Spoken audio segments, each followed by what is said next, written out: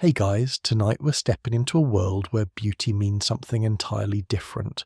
A world where you don't reach for serums in sleek bottles or book appointments at sterile spas.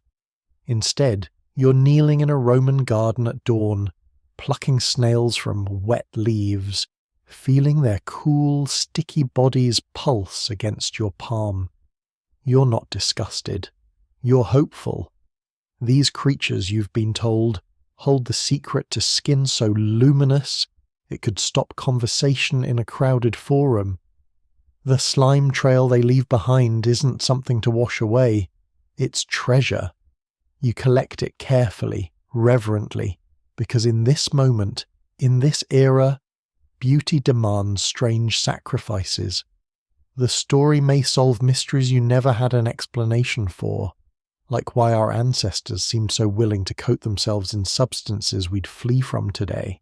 So, before you explore the story with me, please take a moment to help me subscribe to the channel, like and share this video, or maybe leave a comment below, but make sure you do it when you really like what I bring to you. Tell me where you're watching from tonight, or maybe share which odd beauty ritual you've heard of before. I love hearing from you in the comments, and your support truly keeps this channel alive. Now, let's keep the lights as soft as possible. Turn on the fan for a gentle sound to help the story feel more emotional, and let's embark on tonight's journey together. You're standing in the private chambers of a Roman noblewoman's villa, somewhere around 50 CE. The morning light filters through linen curtains, casting everything in a golden haze. On a marble table sits a shallow bronze bowl, and inside that bowl are dozens of garden snails, not the tiny ones, but the large meaty specimens imported at considerable expense from North Africa. These are Cornu aspersum, prized not for eating but for their mucus. You watch as the woman slave girl picks up each snail carefully, holding it over a smaller dish. With a tiny bronze spatula, she irritates the snail's foot just enough to make it secrete more slime. The creature retracts slightly, leaving behind a thick, translucent trail that catches the light like liquid glass. This isn't cruelty for cruelty's sake, it's business.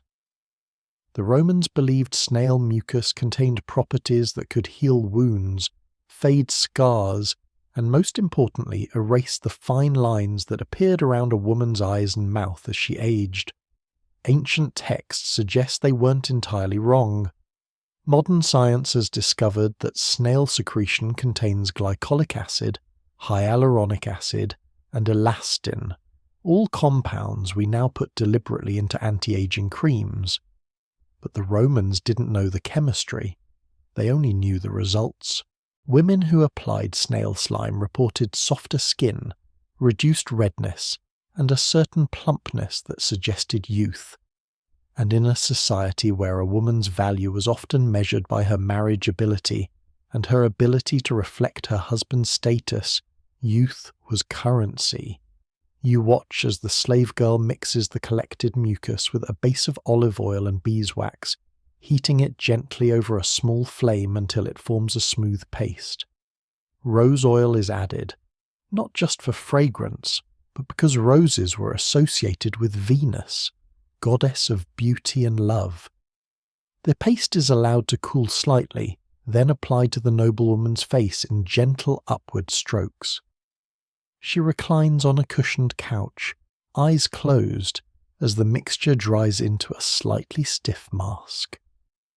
The scent is earthy, faintly sweet, oddly comforting. She'll stay like this for an hour, maybe two, letting the snail essence work its supposed magic. Historians still argue whether the widespread use of snail slime in Roman beauty culture was driven by genuine effectiveness or by the placebo effect of expensive ritual. After all, if you've paid a small fortune for African snails and devoted an entire morning to their extraction, you're invested in believing it works. But letters and diary entries from the period suggest women genuinely saw improvements. Pliny the Elder, that tireless documenter of natural phenomena, wrote extensively about snail mucus as a treatment for skin ailments, lending it an air of medical legitimacy that transcended vanity. What's fascinating is how the practice spread across social classes, though in modified forms. Wealthy women had access to those prized imported snails and the leisure time for elaborate applications, but working-class women in the countryside developed their own version. After rain, when garden snails emerged in abundance, they'd collect the creatures and rub them directly on their faces. No extraction process, no fancy oils, just the living snail sliding across sun-weathered cheeks. It sounds horrifying to modern sensibilities, doesn't it? But imagine being a farmer's wife in Gaul, your skin cracked from wind and work, desperate for something, anything to soften the damage. When your neighbour swears the snails helped her, why wouldn't you try? The ritual had an almost meditative quality. Do you remember those moments in your own life when skincare felt less like vanity and more like self-care? Like taking time for yourself meant you were worthy of being taken care of? Roman women might have felt something similar. The slowness of the process, the gathering, the preparation, the application, the waiting, created space in a day otherwise filled with managing households, children, slaves, and the complex social obligations of Roman society. For an hour you weren't a wife or mother or daughter. You were just a body being tended to, skin being fed and soothed. But here's the quirky part. Some women took it further. There are accounts of Roman ladies who kept snails as something like pets, housing them in special terracotta containers with air holes, feeding them specific diets to supposedly improve the quality of their mucus. Lettuce leaves were considered optimal, as they kept the snails hydrated and their secretions abundant. One satirical poet mocked a woman who sang to her snails, believing it made them produce better slime. Whether that's true or poetic exaggeration, it speaks to how seriously some women took this practice and how easily beauty rituals tip from reasonable into obsessive. The Roman physician Galen, writing in the 2nd century, documented snail slime in his medical texts, but warned against overuse. He noted that some women applied it so frequently their skin began to show signs of irritation, redness, flaking, even infection if the snails weren't kept clean. Because here's what nobody advertises in the glow of ancient beauty wisdom. Those snails spent their days crawling through dirt, eating decaying vegetation, living in conditions far from sterile.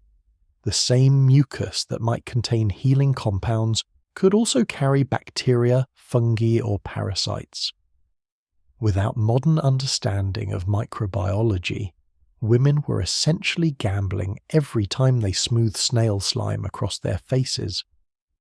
Yet the practice persisted for centuries.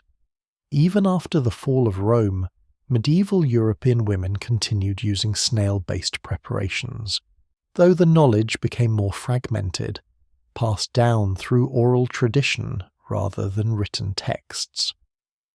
By the Renaissance, it had become a folk remedy rather than a fashionable treatment, something peasant healers recommended rather than court physicians.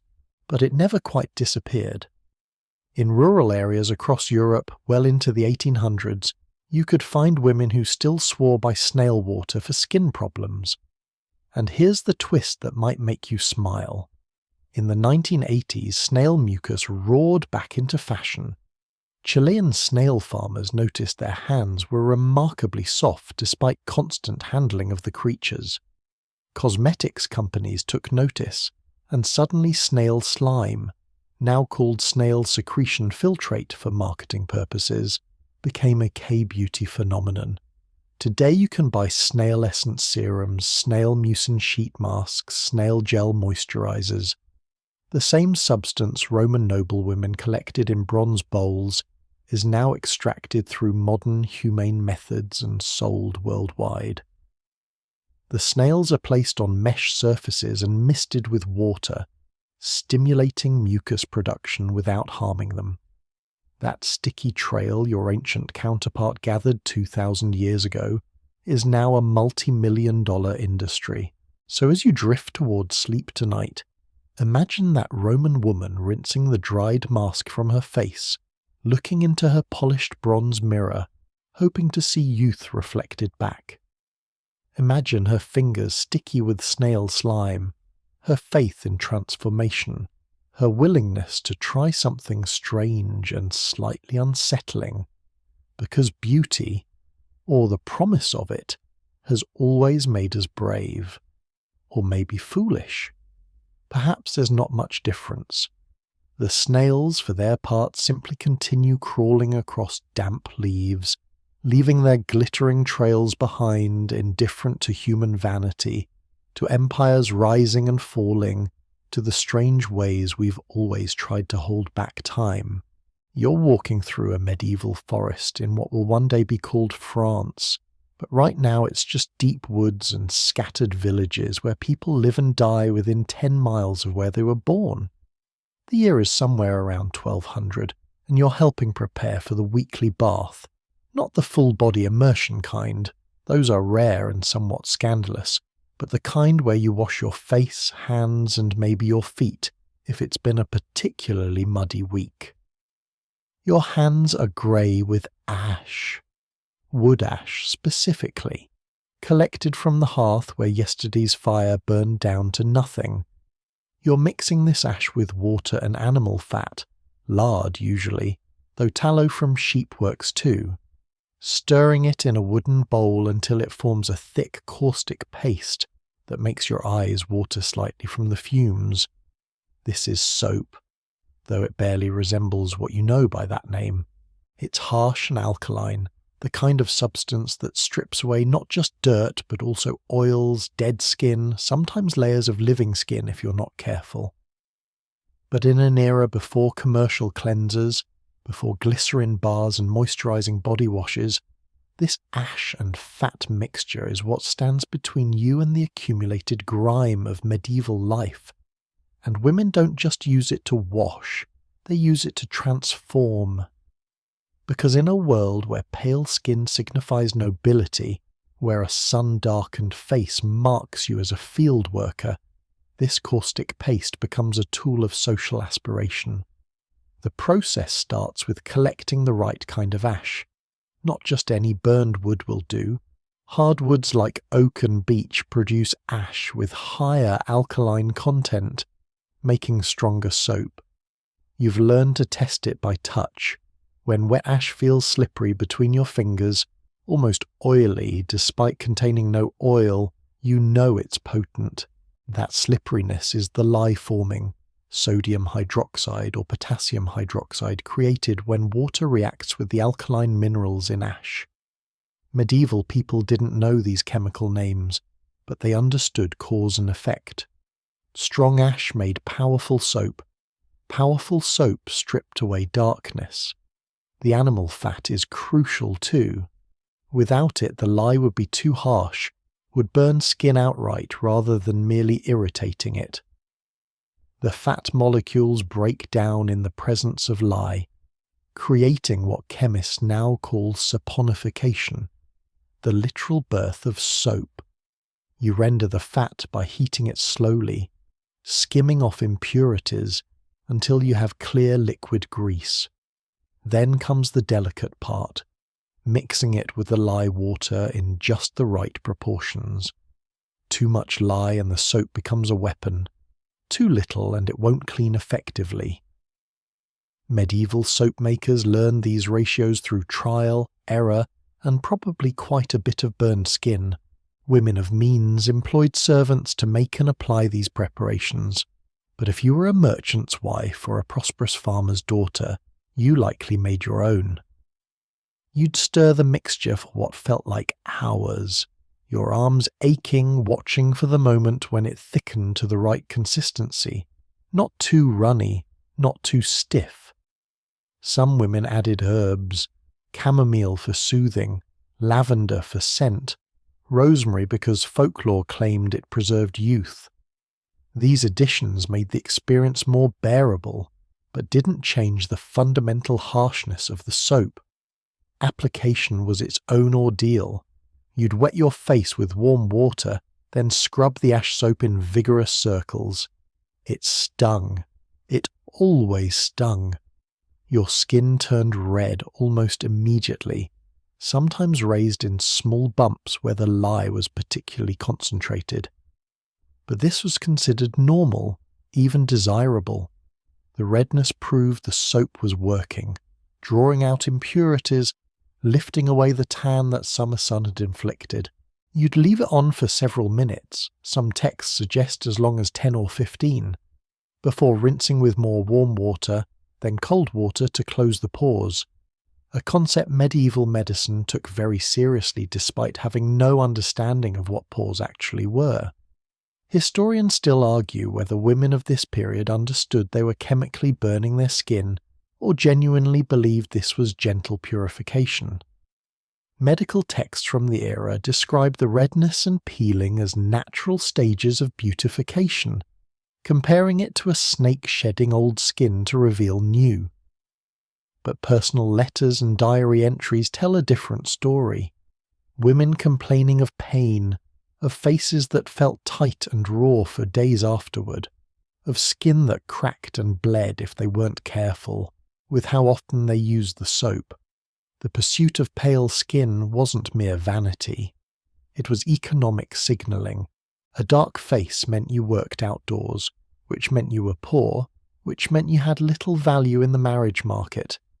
A pale face suggested you stayed indoors, which meant your family could afford servants to do field work, which meant you were a desirable match. So women endured the burning. They endured faces that felt like leather. They endured the way their skin sometimes peeled off in translucent sheets, revealing raw pink underneath. Because beauty standards have always been about more than looking pretty.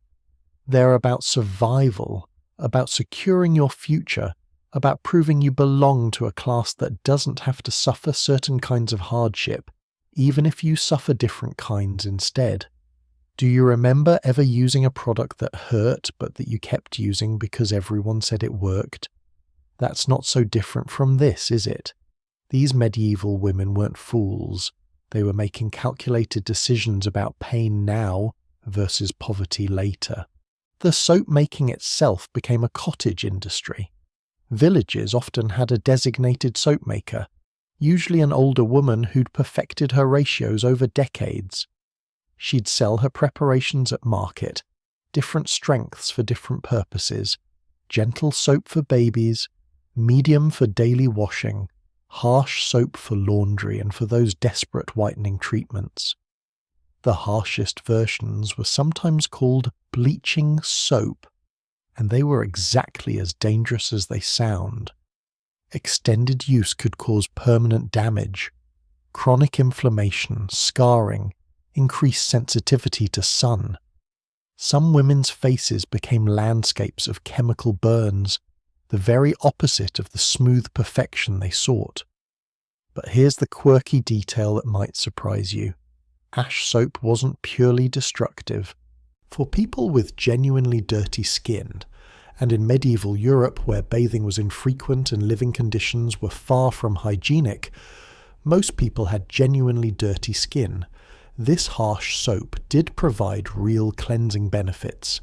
It killed bacteria. It removed dead skin cells that harboured infection.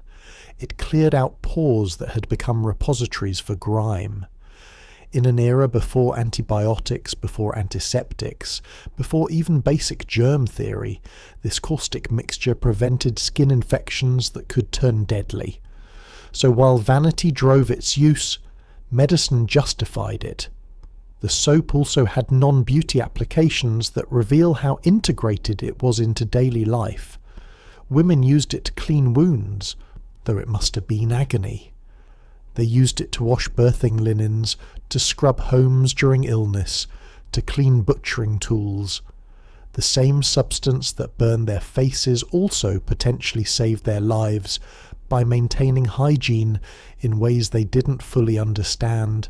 It's a strange duality: beauty treatment and disinfectant, vanity product and medical necessity, all in one grey, greasy paste. As you rinse the soap from your face in that medieval cottage, your skin screaming in protest, you understand something modern people often forget. Our ancestors weren't ignorant. They were working with what they had. They observed, experimented, passed down knowledge. They knew ash soap was harsh. They called it biting soap in some regions, but they also knew alternatives were worse. Not washing meant disease. Washing with water alone meant staying dark. This caustic middle path was the best option available. The practice continued through the Renaissance, though it was gradually refined. By the 1500s, soap makers had learned to add oils that gentled the harshness, olive oil especially, which was expensive but transformed the soap from weapon to tool. This eventually evolved into Castile soap, which bears little resemblance to its medieval ancestor except in basic chemistry. But in rural areas, poor areas, places where olive oil was an impossible luxury, women continued making and using the old harsh formulations well into the 1800s. Desperation has a long memory. Tonight, as you drift towards sleep, spare a thought for those medieval women standing before their polished metal mirrors, faces red and burning, hoping this pain purchases them a better future. Their reflection showed suffering now but promised possibility later. And isn't that a transaction women have been making for centuries, in forms both large and small? The calculus of beauty never quite adding up to comfort, but always promising it might, eventually, if we just endure a little more. You're descending marble steps into a sunken bath somewhere in ancient Alexandria, and the liquid you're lowering yourself into isn't water, it's wine. Red wine, specifically, and not the cheap stuff. This is a bath that costs more than most families spend on food in a month. Gallons upon gallons of wine that could have been drunk, but instead fill this ornate pool to waist height. The temperature is deliberately cold, kept that way by servants who've been adding ice chips harvested from mountain peaks and transported in insulated containers lined with straw. You gasp as the chill hits your skin, goosebumps rising instantly, but you force yourself to settle in because Cleopatra herself supposedly bathed this way. And if it was good enough for the Queen of the Nile, it's certainly good enough for you. The wine laps against your shoulders, staining your skin a faint purple that will take days to fully fade. You can smell it intensely. The fermented grapes, the tannins, the slight vinegar edge that all wine develops with exposure to air. It's not unpleasant exactly, but it's overwhelming in this quantity, filling your nostrils until you can taste it without drinking a drop. The cold makes your muscles clench, makes your breathing shallow and quick. You're supposed to stay in for 20 minutes minimum, though some women brag about lasting an hour, their lips turning blue, their fingers wrinkled and purple stained, their commitment to beauty bordering on hypothermia. The theory behind wine baths was surprisingly sophisticated for ancient times. Physicians and beauty advisors believed that wine's astringent properties, those same tannins that make your mouth pucker when you drink a particularly bold red, tightened skin when applied externally. They weren't wrong. Tannins do have an astringent effect, causing proteins in skin cells to bind together, creating a temporary tightening sensation that can reduce the appearance of pores and fine lines. The cold temperature amplified this effect, causing blood vessels to constrict, reducing inflammation and puffiness. Modern cryotherapy is essentially the same concept with better temperature control and less mess. But why wine specifically? Why not just cold water with some kind of astringent herb? The answer combines chemistry and culture. Wine contained alcohol, which ancient practitioners recognized as having preservative and antiseptic qualities. They observed that wine didn't spoil as quickly as water, that wounds washed with wine seemed to heal better, though they attributed this to wine's noble spirit, rather than its antibacterial properties. Culturally, wine was associated with Dionysus, god of ecstasy and transformation, and with luxury, celebration, abundance. To bathe in wine was to claim divine favour, to demonstrate wealth so excessive you could literally swim in what others drank. Cleopatra's famous wine baths, assuming they actually happened, and historians still argue whether they were real or propaganda designed to emphasize her decadence, allegedly used wines mixed with honey and milk for added skin benefits. The honey acted as a humectant, drawing moisture to the skin to counteract wine's drying effect. The milk provided lactic acid, a gentle exfoliant that dissolved dead skin cells. It's actually a fairly brilliant formula, suggesting whoever designed it understood skincare chemistry at an intuitive level that wouldn't be scientifically explained for another 2,000 years. The practice spread beyond Egypt to Rome, Greece, and eventually throughout the Mediterranean world. But it evolved and adapted based on regional wine production and wealth distribution. In Italy, women of the Roman aristocracy favoured baths of Falernian wine, the most expensive and prized vintage of the empire, aged for decades until it became thick and almost syrupy. In Greece, lighter wines mixed with sea salt became fashionable, the salt adding exfoliating scrub to wine's tightening properties.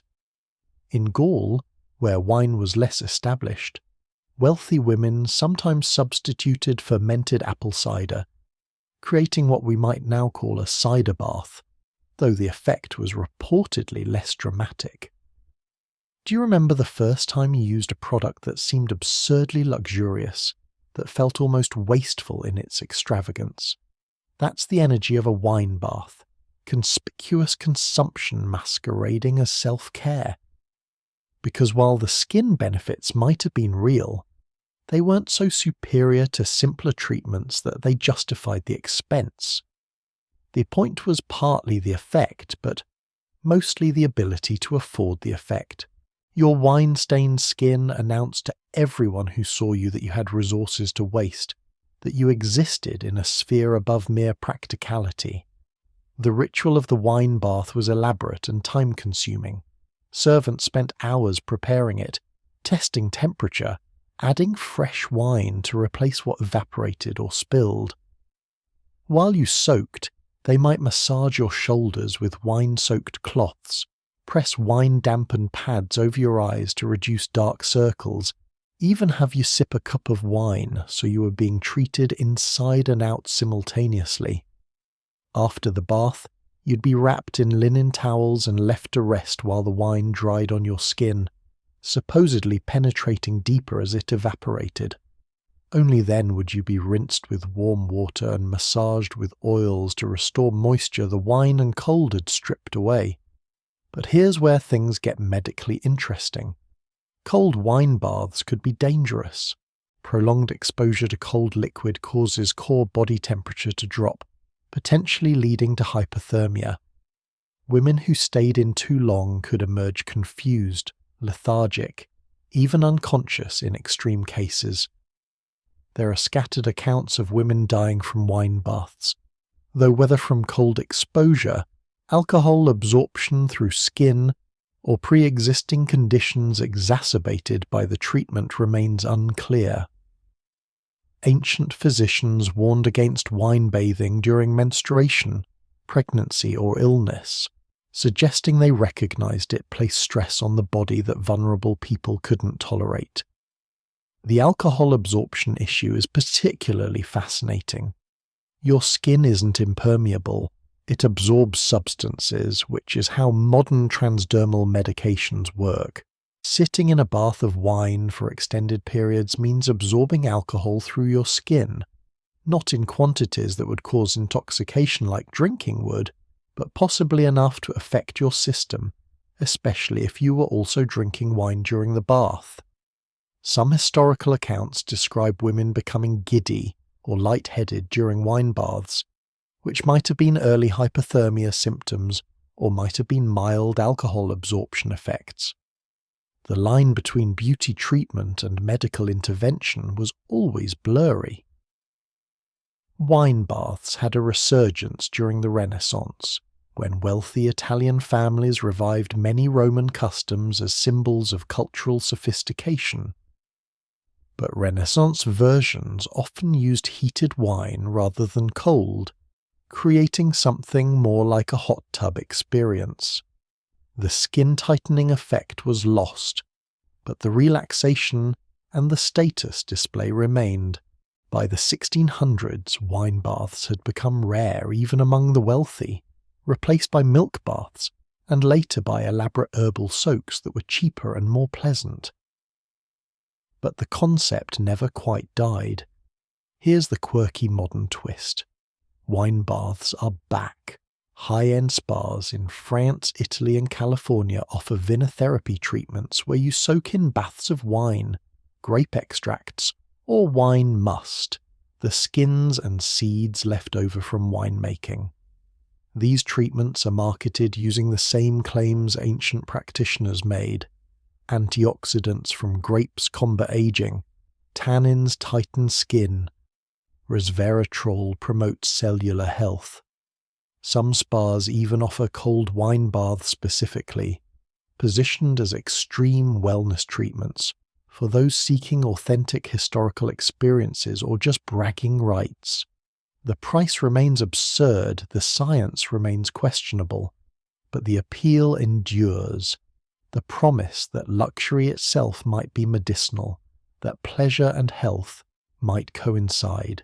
As you finally emerge from your cold wine bath in ancient Alexandria, skin puckered and purple-tinged, teeth chattering despite the warm Egyptian air, you wonder if you feel more beautiful or just more cold. Your attendants wrap you in wool blankets, press warm stones against your feet, offer honeyed wine to drink. Slowly, sensation returns to your extremities. Your skin does feel tighter, smoother, somehow more awake.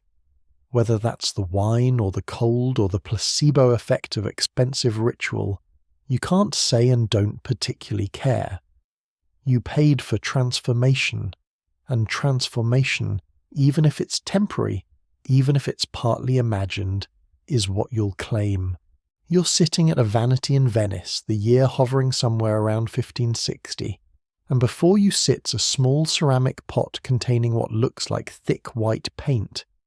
It's not paint, though it shares paint's opacity, its ability to cover and conceal. This is ceruse, Venetian ceruse specifically, considered the finest face cosmetic in all of Europe. You dip a horsehair brush into the pot and begin applying it to your face in smooth, even strokes, watching your reflection transform from flesh-toned to porcelain white, from human to statue. The coverage is remarkable. It hides every freckle, every blemish, every hint of colour that might suggest you've ever been touched by the sun. You look aristocratic. You look ethereal. You look, if you're being honest with yourself, slightly dead. But that's the aesthetic you're after. The fashionable appearance of a woman so elevated above physical labour that her skin has remained untouched by the elements, preserved in perpetual pallor.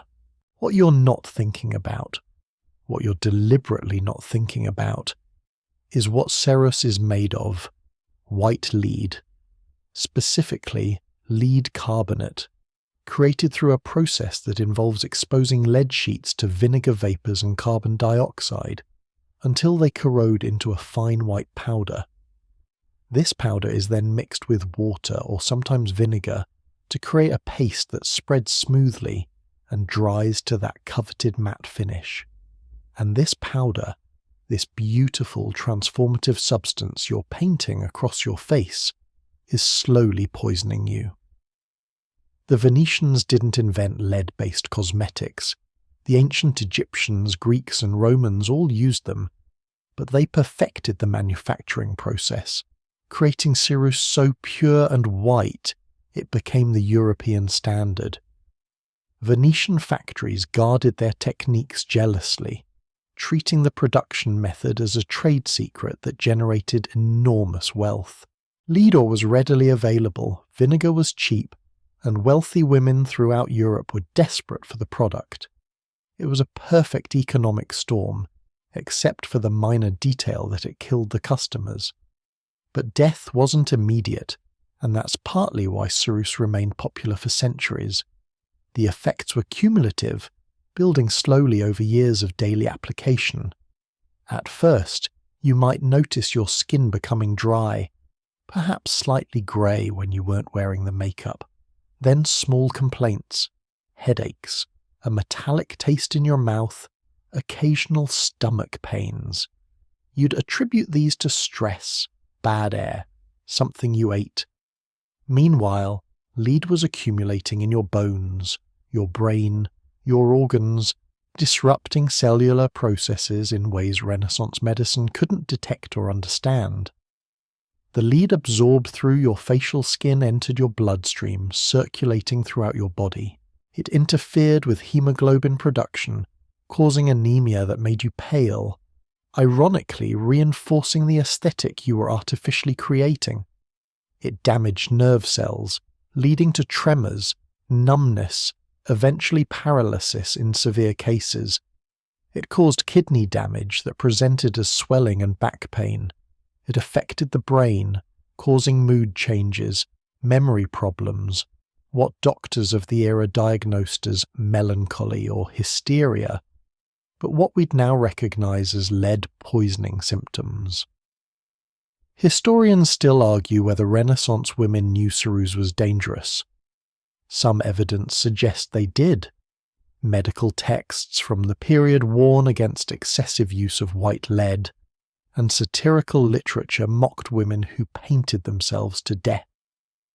But other evidence suggests the knowledge wasn't widespread or wasn't believed.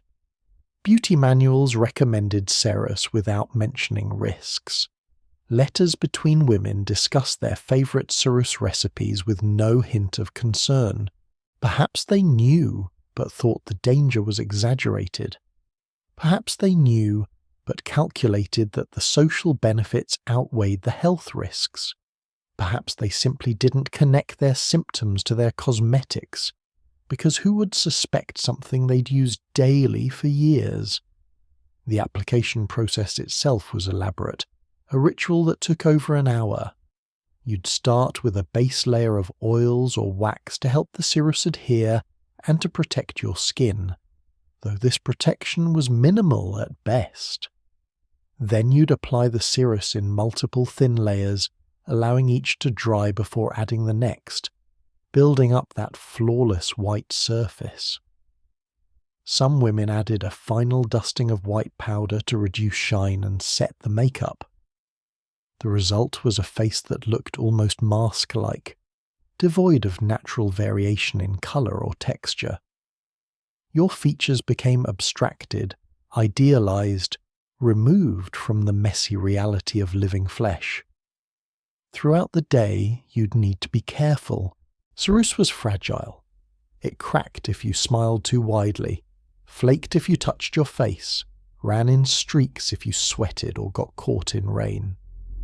Maintaining the perfect white mask required constant vigilance and frequent touch-ups.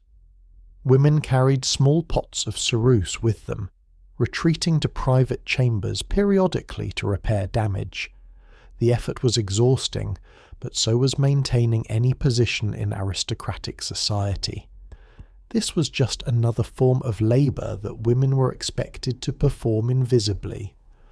Do you remember ever wearing makeup so heavy you felt trapped in it, aware of it with every facial movement?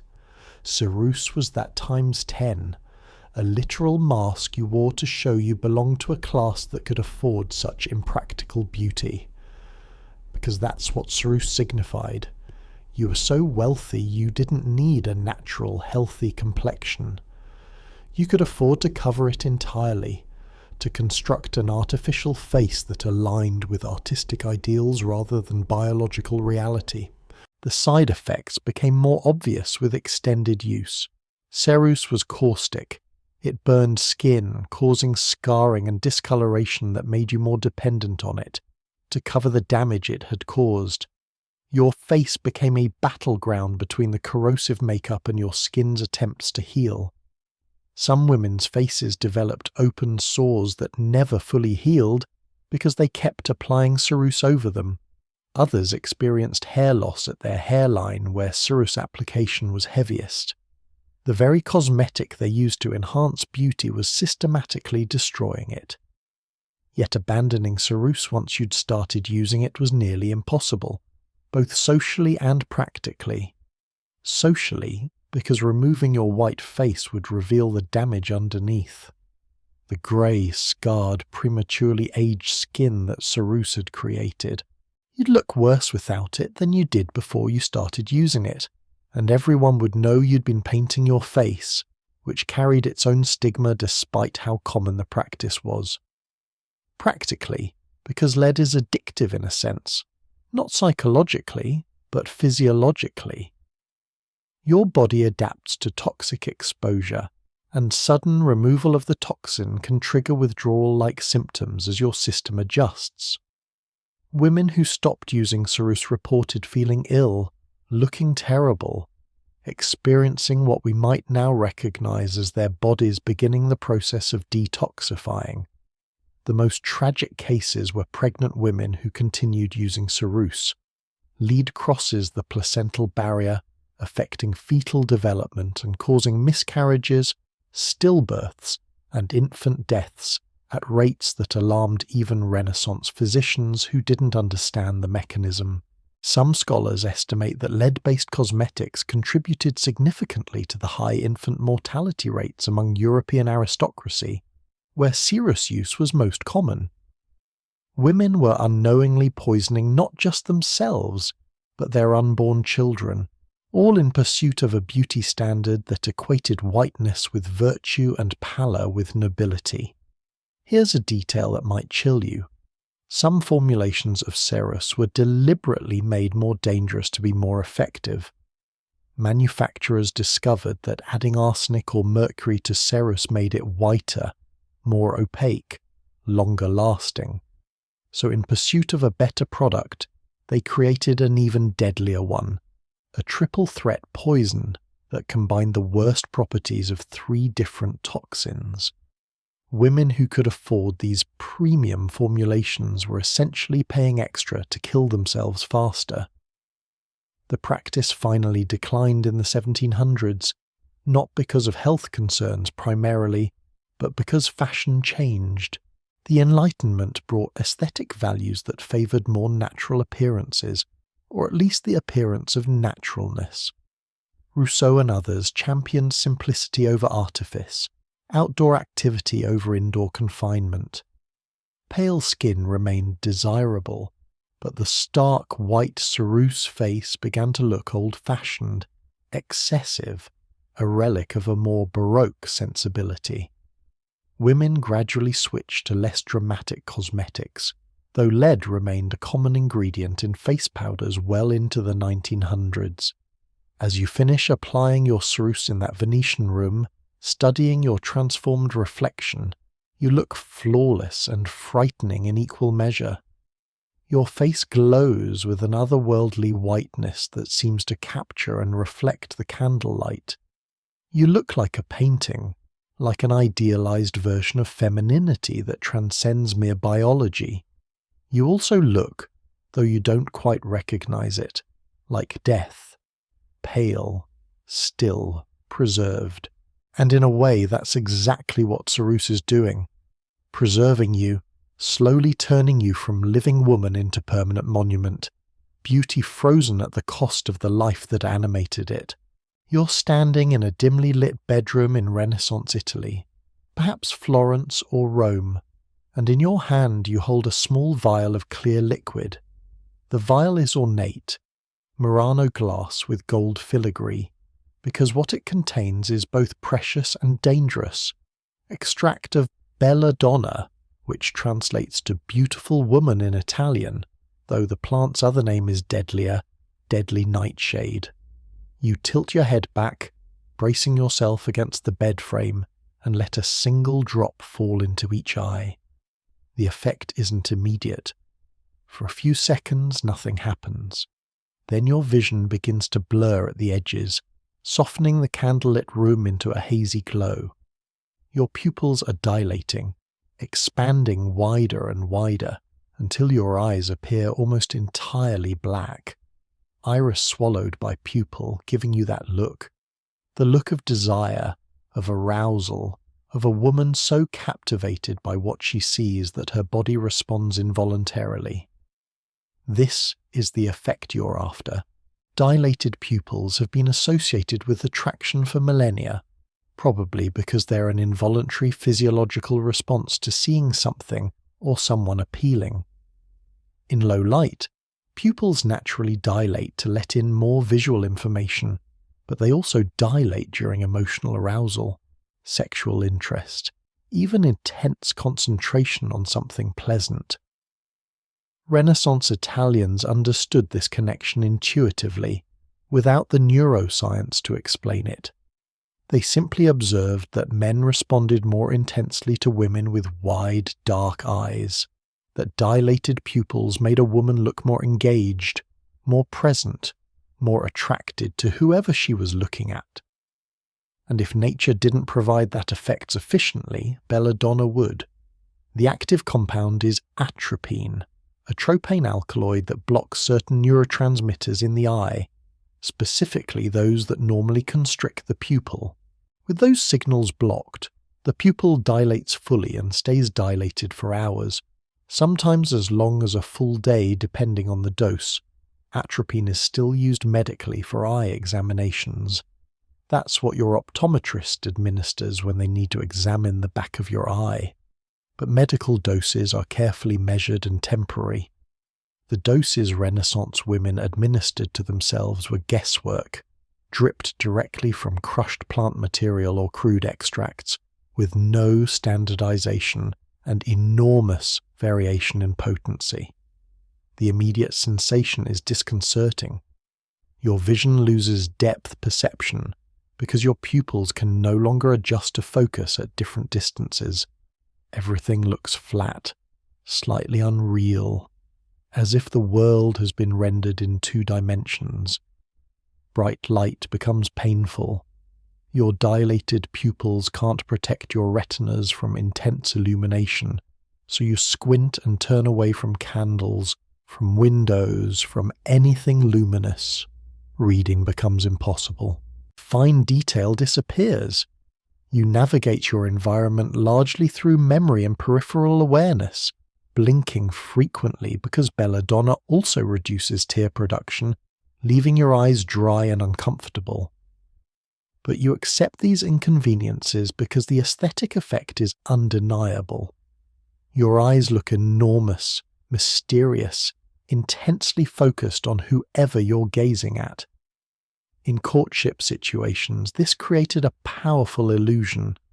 The man you were speaking with saw his own reflection in your widened pupils and interpreted your fixed stare as rapt fascination with him specifically, when really you simply couldn't see clearly enough to look away.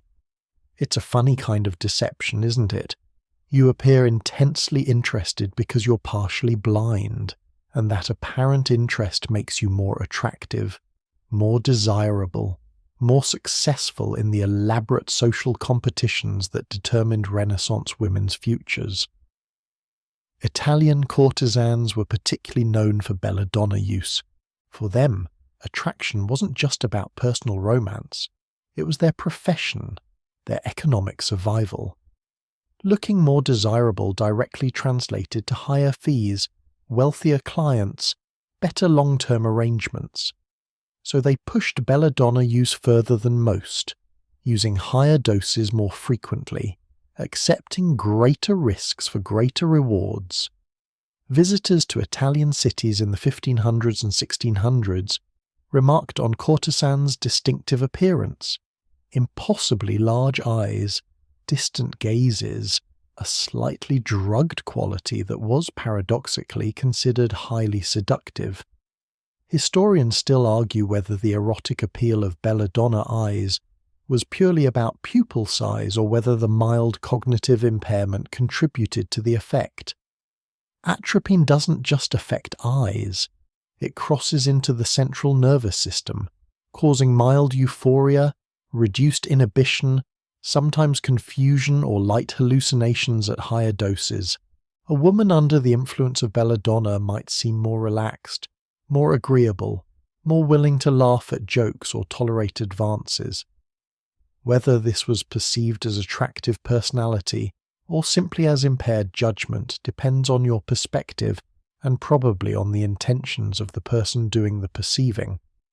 The dangers were substantial and well documented, though that didn't stop the practice. Overdose could cause severe toxicity, rapid heartbeat, fever, complete disorientation, seizures, coma, death.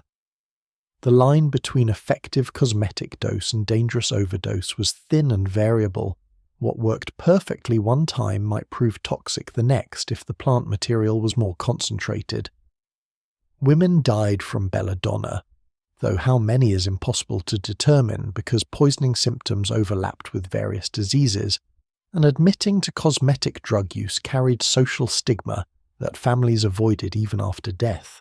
Chronic use caused permanent vision damage. The constant dilation prevented normal pupil response, leaving women with pupils that no longer constricted properly even without belladonna. This meant progressive light sensitivity and difficulty with visual focus that worsened over years. Some women eventually couldn't tolerate daylight at all, becoming functionally nocturnal, which in an era without electric lighting meant severe lifestyle restrictions.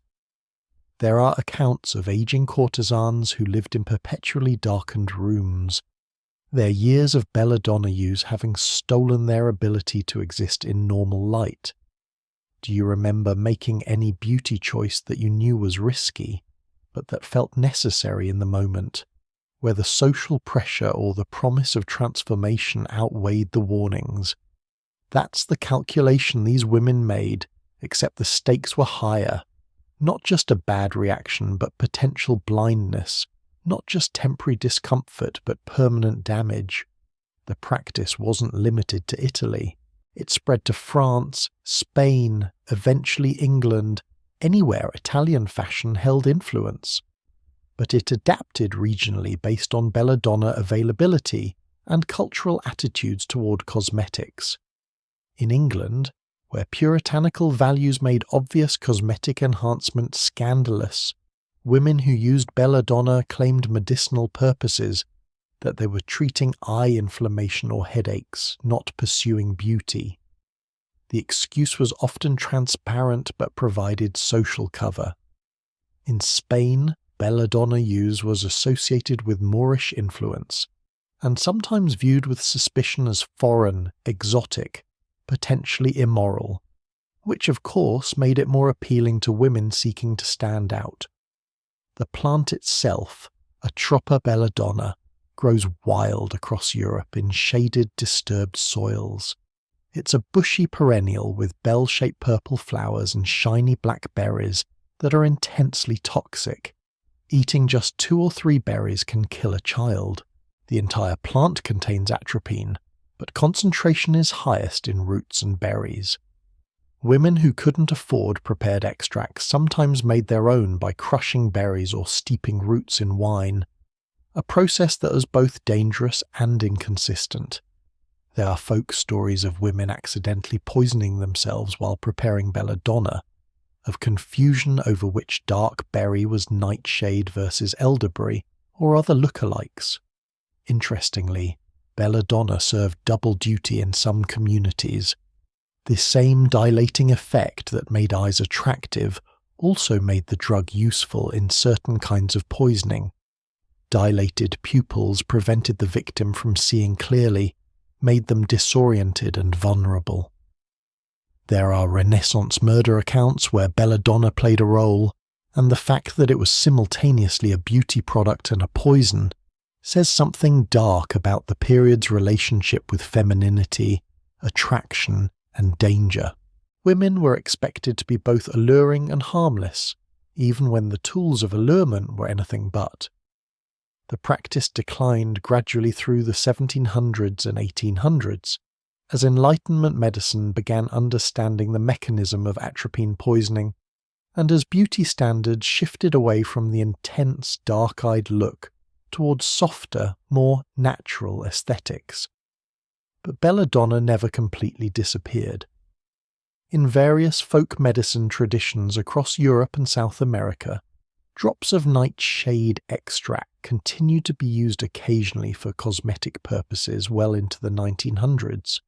Even now you can find online communities discussing belladonna eye drops for pupil dilation, usually in contexts like photography or costume, but sometimes simply for the aesthetic effect, proving that the appeal of chemically enhanced attractiveness outlasts rationality. As your belladonna-dilated eyes adjust to the dim room, you catch your reflection in polished silver and barely recognize yourself. Your face looks alien, ancient, like something from myth. Medusa perhaps, or a sibyl, or simply a woman transformed into symbol. The world around you is soft, indistinct, dreamlike. You feel slightly euphoric, though whether from the atropine or from the anticipated success of your enhanced appearance, you can't distinguish. In a few hours the effect will fade.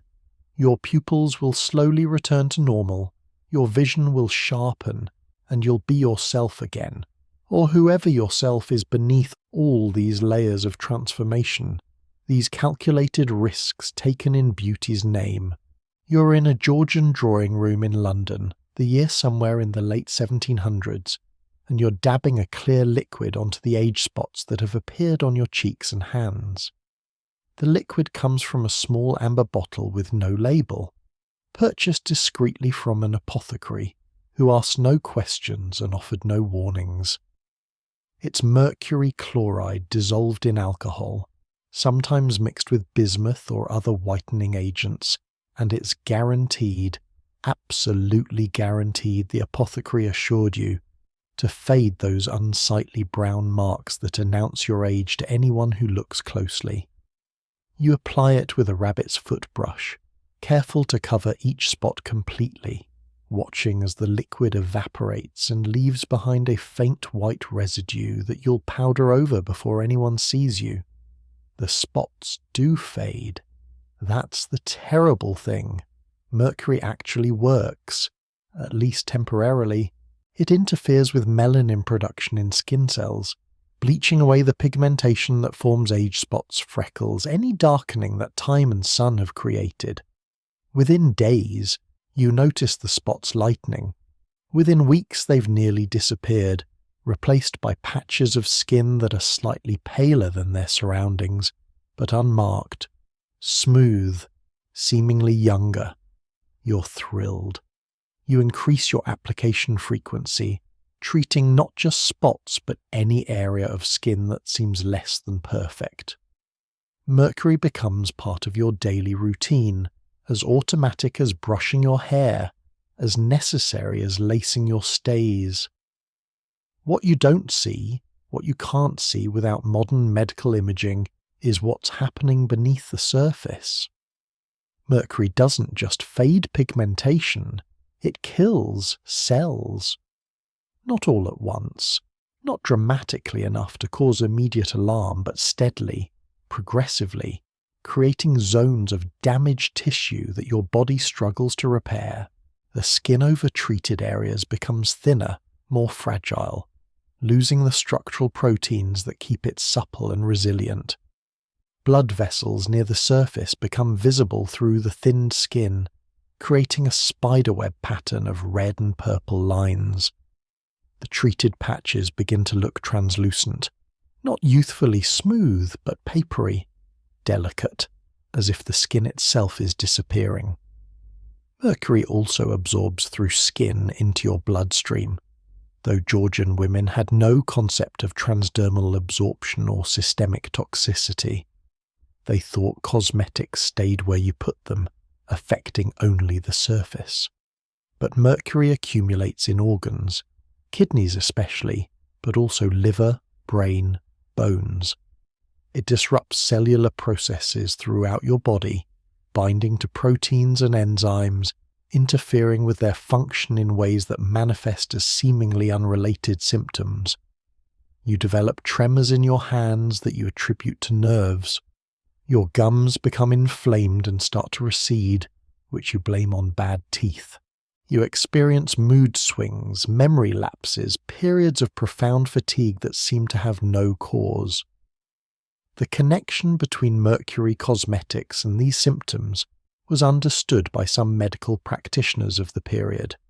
Physicians wrote warnings about mercurial diseases caused by overuse of certain beauty preparations, but their warnings competed against testimonials from satisfied customers, against the visible evidence that mercury did fade spots, against the social imperative to maintain a youthful appearance in a world where a woman's value diminished sharply with age.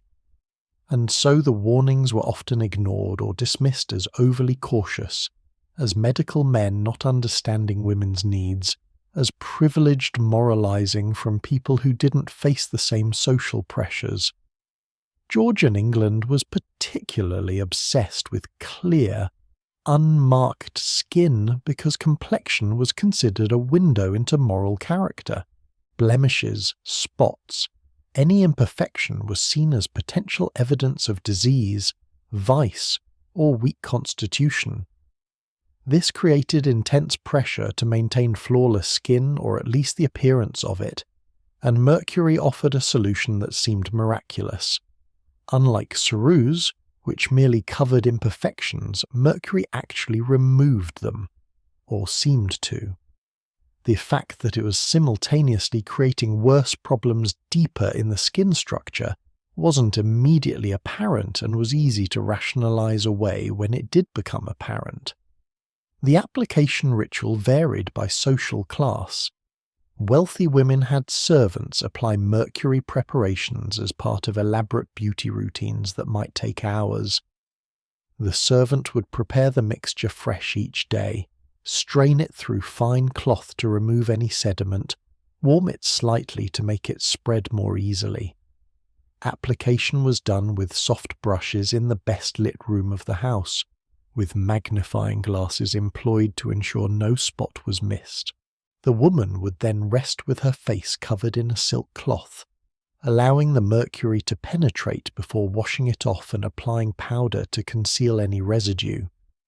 Poorer women used mercury too, but in cruder forms, bought ready-made in cheaper preparations that might contain higher concentrations or contaminated mercury, applied with their own fingers, with less time for careful technique. The democratization of mercury cosmetics meant that women across social classes were poisoning themselves, though wealthier women probably did so more safely simply because they could afford purer preparations and had more time to use them carefully. Do you remember that moment when you realized a product you loved might actually be harming you? That sick feeling of betrayal when something that promised improvement delivered damage instead. That's the position Georgian women found themselves in when they finally connected their symptoms to their cosmetics, except stopping meant watching those age spots return, meant admitting visible aging, meant losing whatever advantage their spotless complexion had provided. Historians still argue whether the health consequences of mercury cosmetics were worse than the social consequences of visible aging for Georgian women. It's a grim calculation, comparing years of life lost to poison against quality of life lost to diminished social status, unmarriageability, or poverty. but it's the calculation women made, often consciously, choosing present advantage over future health, because the future was uncertain anyway, and the present was unbearably constricting for women without beauty currency. Mercury's toxic effects were cumulative and often delayed, which made the connection to cosmetics harder to establish definitively.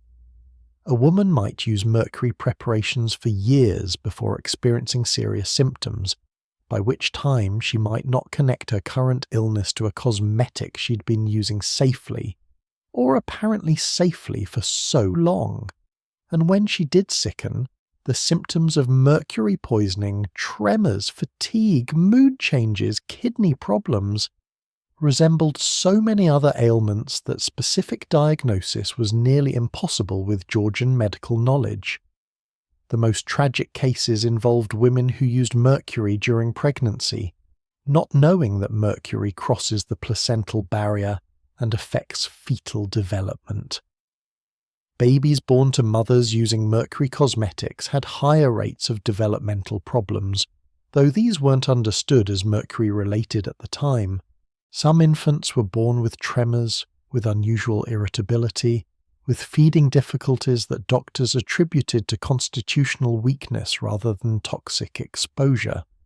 The cycle of damage extended beyond the individual woman to the next generation. Here's a detail that reveals the depth of the problem.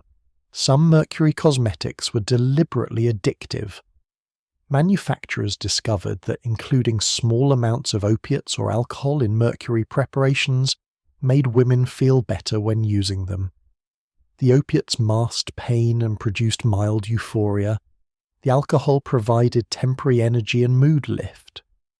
Women attributed these pleasant sensations to the mercury itself, believing it was invigorating their skin and by extension their whole constitution. They became psychologically and sometimes physiologically dependent on products that were steadily destroying them. The practice of using mercury for skin lightening and spot removal continued well into the 1900s, long after its dangers were medically established. In the United States, mercury-containing skin creams were marketed primarily to black women in the early 20th century, promising lighter skin in a society where colorism affected employment and social opportunities. These creams caused widespread mercury poisoning in communities that were already medically underserved and economically vulnerable. It wasn't until the 1970s that mercury was finally banned from cosmetics in most Western countries, and even now, illegal mercury-containing skin creams circulate in global markets, continuing to poison women who are desperate enough to risk it. As you examine your face in the Georgian mirror, pleased with how those age spots have faded, you don't notice the slight greyish tint your skin has developed, the way it looks somehow less alive than it did before you started treatment. You don't connect the tremor in your hands to the bottle on your vanity. You don't realize that the fatigue you've been experiencing, the strange metallic taste that lingers in your mouth, the nights when you can't quite organize your thoughts, none of these seem related to something you apply to your skin. How could they be? The mercury is outside and you are inside, and surely the boundary between them is absolute. Except it never was. The poison you wear becomes the poison you are, slowly, invisibly, beautifully. You're standing beside a porcelain tub in a Victorian bathroom, and the water inside isn't steaming. It's frigid, perhaps 45 degrees Fahrenheit, cold enough that ice crystals are forming at the edges where water meets porcelain. This isn't an accident or a malfunction. This is deliberate, prescribed, part of your morning health regimen designed by physicians who believe that cold water holds curative powers beyond anything warm water could offer. You're wearing a thin cotton shift because modesty demands you not bathe completely naked even in private, and now you must lower yourself into that punishing cold, must submerge your body fully for at least 10 minutes, preferably 15, while your nervous system screams in protest and your lungs forget how to draw breath properly. The cold water cure, or hydrotherapy, as its practitioners preferred to call it, swept through Victorian society like a religious revival. Its chief prophet was Vincenz Priesnitz, an Austrian farmer who claimed to have healed himself from injuries using nothing but cold water applications, and who subsequently built a sanatorium where thousands came to be treated with his methods. His philosophy spread to England, America, and across Europe, where it merged with existing cultural anxieties about women's health, particularly the nebulous diagnosis of hysteria that Victorian medicine applied to virtually any female complaint, from anxiety to exhaustion to sexual desire. The theory went like this: women's bodies were inherently unstable, prone to overheating, to excessive nervous energy, to emotional volatility that disrupted their constitutions. Cold water, applied externally through baths, wraps, and douches, would shock the system into balance, would calm inflamed nerves, would redirect blood flow away from overactive organs, particularly reproductive organs, which Victorians blamed for most female ailments, and restore women to proper functioning. The colder the water, the more powerful the cure. Freezing water was best. Ice baths were the ultimate treatment for the most serious cases of female disorder. So you step into the tub, gasping as the cold hits your feet, your calves, your thighs. Your body tries to retreat, every survival instinct firing warnings, but you force yourself down, submerging to your shoulders as instructed. The cold is absolute, overwhelming, erasing all other sensation. Your skin flashes red, then white. Your muscles clench so hard you're afraid something might tear. Your breathing becomes rapid and shallow. Your heart rate accelerates wildly, which seems counterintuitive for a treatment meant to calm you. But Victorian physicians interpreted this cardiovascular response as evidence the cure was working, that your body was being shocked into healthier patterns. You're supposed to remain still, to breathe slowly and deeply despite your body's panic, to meditate on becoming calmer, more balanced, more properly feminine. The attendant, if you're at a spa, or your lady's maid, if you're wealthy enough to have one oversee this at home, watches with the clock, timing your immersion precisely. Too short and the treatment is ineffective. Too long and you risk genuine hypothermia, though Victorian practitioners didn't always distinguish between therapeutic cold exposure and dangerous cold exposure, believing that discomfort was proof of efficacy. The immediate effects were intense and interpreted as positive. After you finally emerged, shaking violently, wrapped immediately in rough towels and blankets, your skin would be intensely red from the reactive hyperemia, blood vessels dilating in response to cold.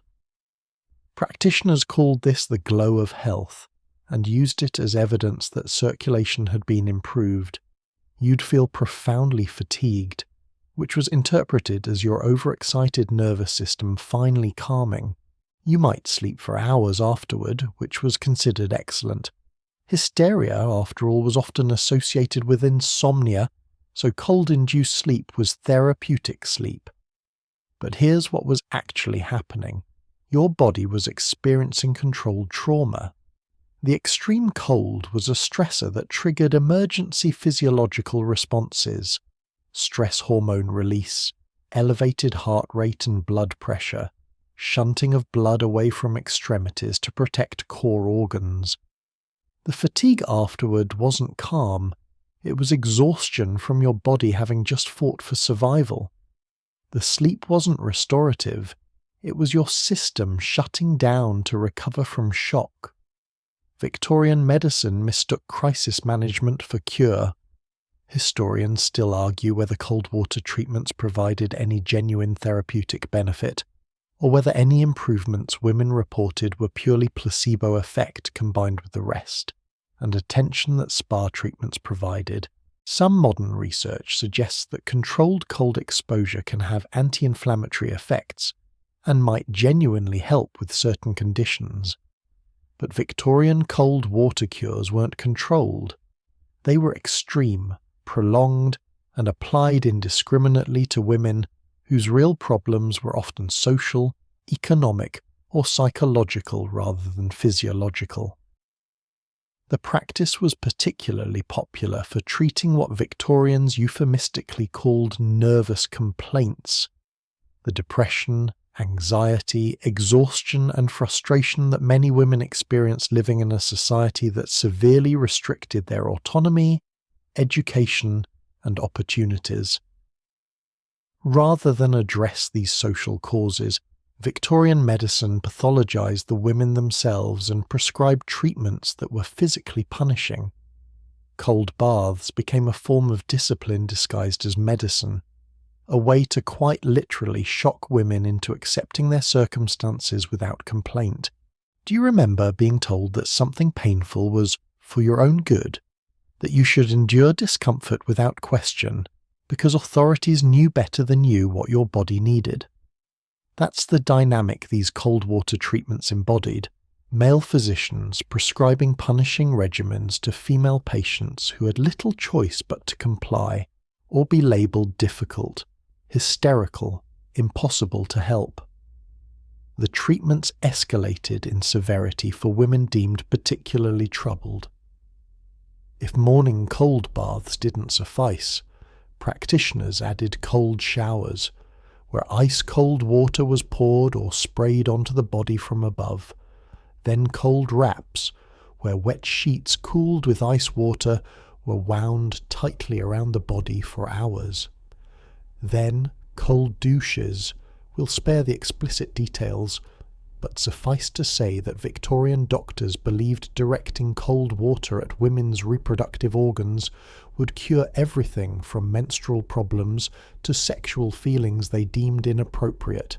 The invasiveness and discomfort of these treatments were features, not bugs. Suffering was considered part of the therapeutic process.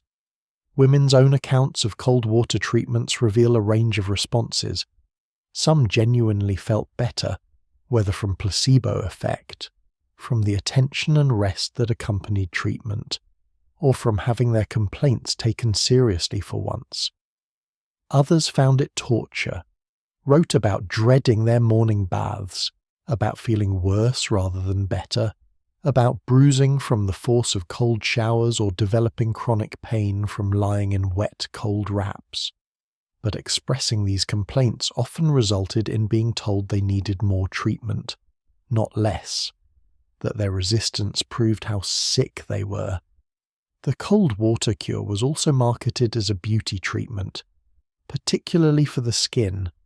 Proponents claimed that cold water tightened pores, firmed skin, prevented wrinkles, and created a healthy complexion that no amount of cosmetics could match.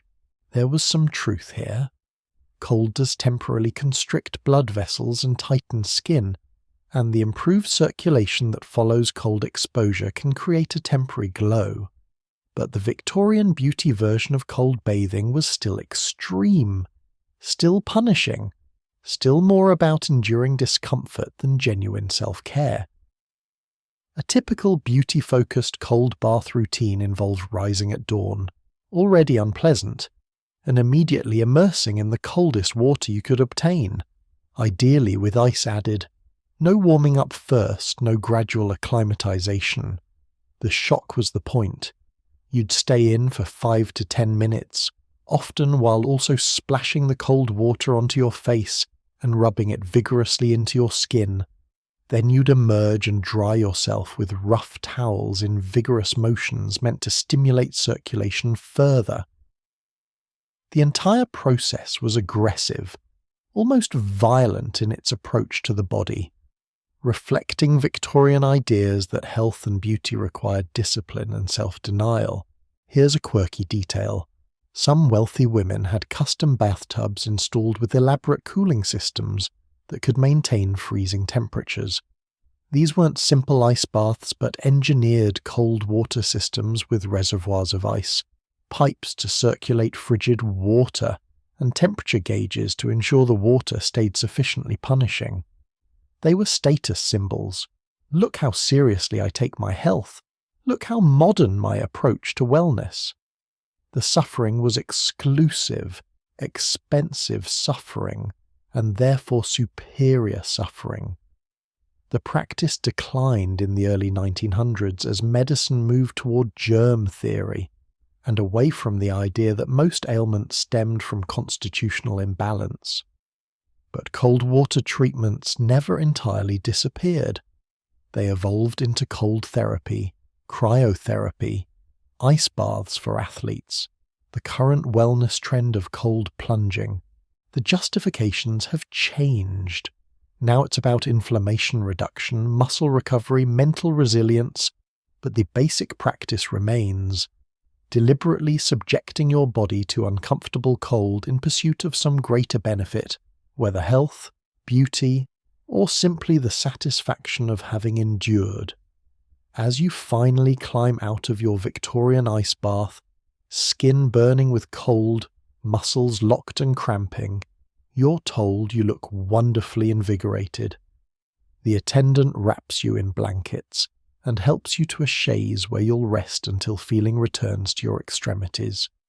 You're shaking so hard your teeth chatter.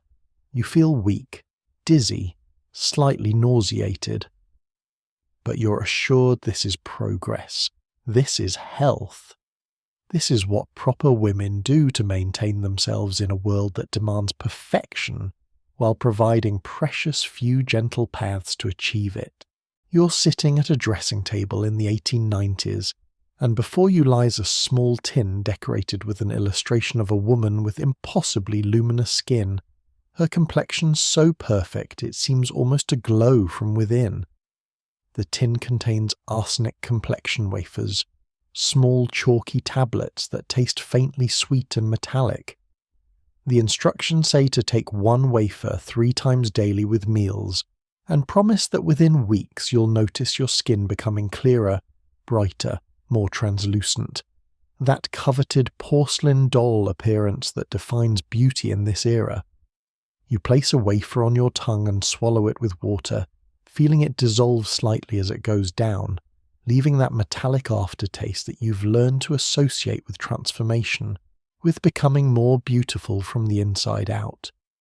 Arsenic, you've been told, is a natural mineral with powerful cosmetic properties.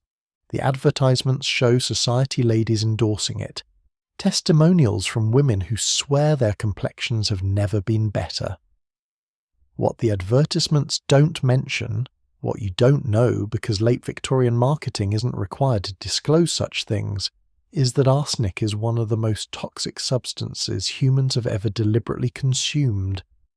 It's a poison that accumulates in your body, binding to proteins, disrupting cellular energy production, causing damage that builds silently over weeks and months until suddenly it's catastrophic. The practice of consuming arsenic for beauty wasn't new to the 1890s. For decades, women had been eating small amounts of arsenic in various forms, initially as folk remedy in certain European regions where people noticed that arsenic miners often had unusually clear skin. This wasn't because arsenic was beautifying them, it was because it was killing the cells in the upper layers of their skin slightly faster than normal, creating constant renewal that temporarily looked like improved complexion. But that observation, filtered through wishful thinking and passed along through word of mouth, became the foundation for an entire industry of arsenic-based beauty products. The wafers themselves were brilliantly marketed. By putting arsenic into tablet form and calling them complexion wafers, manufacturers made poison consumption seem medical, controlled, scientific. The dosing seemed precise, 1 wafer, 3 times daily, which provided false reassurance about safety. The sweet coating made them pleasant to take, removing the bitter taste that might have served as a natural warning. And the gradual onset of effect meant you'd see the cosmetic benefits, the slightly brightened skin, the reduction in blemishes as your skin cells turned over faster, before you noticed the toxic effects. Those toxic effects accumulated slowly. At first, perhaps you'd notice your stomach was slightly upset more often than usual. You'd attribute it to something you ate, to the changing seasons, to stress. Then your hands might develop a slight tremor that you'd blame on nerves or too much coffee. Your appetite might decrease, which you'd welcome as it made maintaining your fashionable figure easier. These early symptoms were subtle enough to ignore or misinterpret, and they were often offset by the visible improvement in your complexion, which you could see every time you looked in the mirror. But arsenic was working its damage throughout your body. It interfered with cellular respiration, essentially suffocating your cells at the molecular level. It caused oxidative stress, creating free radicals that damaged DNA and cellular structures. It accumulated particularly in tissues with high blood flow, liver, kidneys, lungs, skin. With continued use, symptoms escalated. You might develop numbness and tingling in your extremities as arsenic damaged peripheral nerves. Your hair might start falling out in alarming quantities. Your skin, which initially looked better, might begin developing darkened patches or strange rough areas that felt almost scaly. The most insidious aspect was that stopping arsenic intake after prolonged use often made you look and feel worse temporarily. Your skin, which had been maintained in that state of accelerated cell turnover by the poison, would suddenly stop regenerating as quickly. The brightness would fade, blemishes would return, and you'd look older than before you started. This created a trap. Women felt they couldn't stop taking arsenic without losing their improved appearance, so they continued poisoning themselves to maintain results that were themselves evidence of poisoning. Historians still argue whether Victorian women fully understood the risks of arsenic consumption. Certainly some information was available. Medical journals published accounts of arsenic poisoning. Newspapers reported deaths from accidental or intentional arsenic ingestion. But this knowledge competed against testimonials from users, against the visible evidence that complexion wafers worked, against the social pressure to maintain youthful beauty in a society that offered women few sources of power beyond their appearance. Many women made an informed gamble, accepting known risks for perceived benefits. Do you remember ever continuing to use something you suspected might be harmful, because stopping felt worse than continuing, because you'd already invested so much, because the benefits seemed worth the cost? That's the psychology that kept Victorian women swallowing arsenic despite increasing evidence of danger. The doses in complexion wafers varied wildly between manufacturers. Some contained relatively small amounts of arsenic, still toxic with chronic use, but less immediately dangerous. Others contained shockingly high concentrations, either through incompetence or through the manufacturer's belief that higher doses would produce faster, more dramatic results. There was no regulation, no standardization, no quality control. You were essentially participating in an uncontrolled medical experiment every time you swallowed a wafer, with your own body as the test subject. Death from arsenic complexion wafers was rare but not unheard of. More commonly, women developed chronic arsenic poisoning that manifested as mysterious progressive illness. They became weak, lethargic, unable to eat properly. Their extremities went numb. They developed chronic pain with no apparent cause. Victorian physicians, who often didn't know their patients were taking arsenic wafers, or who didn't connect the wafers to the symptoms, diagnosed them with various ailments: nervous exhaustion, neurasthenia, hysteria, constitutional weakness. The real cause remained hidden because arsenic poisoning symptoms overlapped with so many other conditions, and because patients often didn't volunteer that they were taking beauty supplements, either from embarrassment or because they didn't think it was relevant. The wafers were marketed particularly to young women concerned about their marriageability, to aging women trying to maintain their appearance, and to women in entertainment or other professions where appearance affected income. The marketing preyed on insecurity, on desperation, on the real constraints Victorian society placed on women whose options and opportunities depended heavily on how they looked. In this context, choosing to consume poison wasn't irrational. It was a calculated risk made by women with limited alternatives. Some formulations combined arsenic with other toxic substances in the belief that multiple ingredients would produce superior results. Arsenic with mercury, arsenic with lead, arsenic with strychnine, which was believed to add sparkle to the eyes. These combination products were particularly dangerous as the toxins could interact in unpredictable ways, each amplifying the other's harmful effects. Women who used these products were essentially taking a cocktail of poisons, all in pursuit of skin that glowed just a bit brighter than nature intended. Here's a detail that reveals the scope of the problem. Arsenic complexion wafers were sold not just in specialty shops, but in general stores, by mail order, even by travelling salesmen who went door to door. They were ubiquitous, cheap, accessible to women across social classes. This democratization of poison meant that working-class women, who couldn't afford safer alternatives, were often exposed to the highest risks. They bought the cheapest wafers, which were often the most poorly manufactured and most contaminated. They had less access to medical care when symptoms developed. Their deaths were less likely to be investigated or documented. The practice finally declined in the early 1900s as pure food and drug laws began requiring disclosure of ingredients and as medical understanding of arsenic toxicity improved. But the decline was gradual. As late as the 1920s, you could still find arsenic-containing beauty products being sold, though usually with warnings or disclaimers that earlier versions hadn't included. And in some parts of the world, arsenic is still deliberately consumed in small amounts for cosmetic purposes, a practice that connects directly back to these Victorian traditions. As you finish your daily dose of arsenic wafers in that 1890s bedroom, you examine your face in the mirror and are pleased with what you see. Your skin does look clearer, brighter, almost luminous. You don't notice the slight greyish undertone developing beneath the brightness.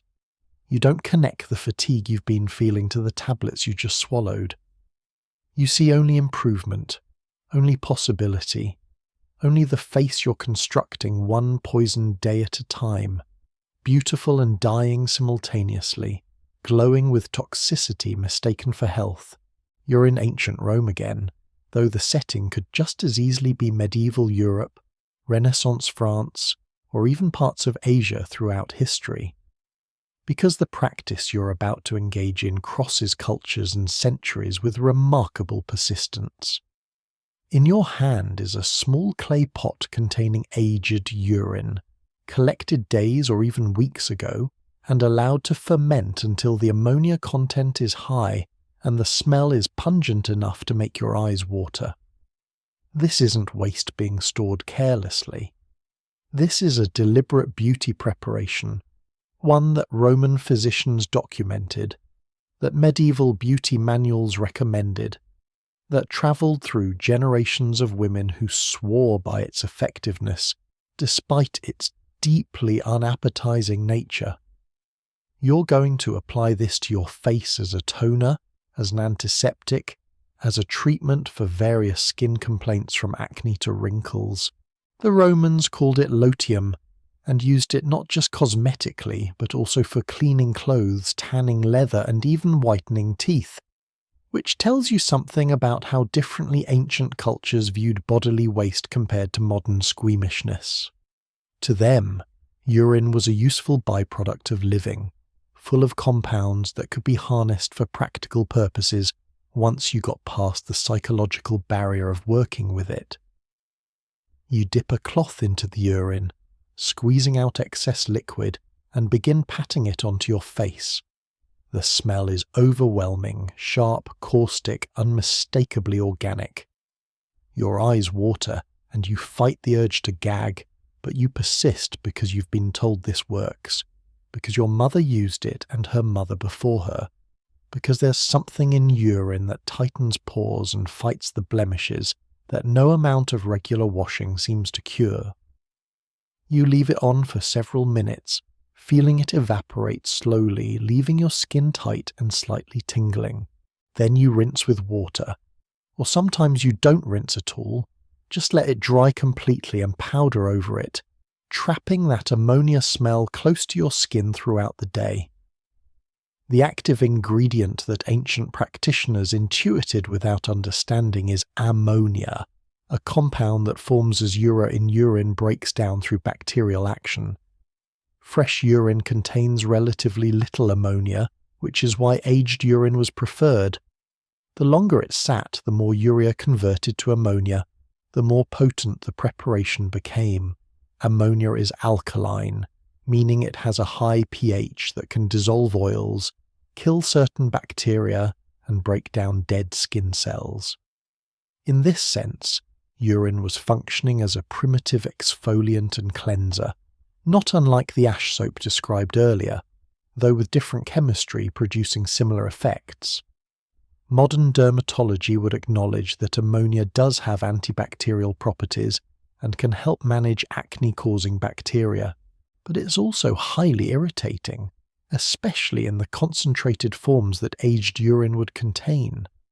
The tight tingling sensation women interpreted as the treatment working was actually mild chemical burning, ammonia irritating the skin, causing inflammation that temporarily made pores appear smaller, as surrounding tissue swelled slightly. The long-term effects of regular ammonia exposure would be drying, potential damage to the skin's protective barrier, increased sensitivity, and chronic irritation that could worsen the very problems the treatment aimed to solve. But here's what's fascinating. Despite the obvious drawbacks, urine treatment probably was more effective than many alternatives available in pre-modern societies. In an era before antibacterial soaps, before salicylic acid treatments, before modern acne medications, ammonia-rich urine did kill bacteria that contributed to skin infections and blemishes. For someone with severe acne in ancient Rome, choosing between doing nothing and using aged urine as an antiseptic wasn't ridiculous. It was practical, even if it was unpleasant. The practice wasn't limited to facial applications. Women used urine rinses on their hair, believing it cleaned better than water alone and added shine. And they were partly right, as the ammonia would strip away oils and residues, though it would also strip away the natural protective oils hair needs. They used it to wash wounds, where its antiseptic properties might actually have prevented infection, despite the horror modern medicine would feel at introducing unsterile bodily waste to open wounds.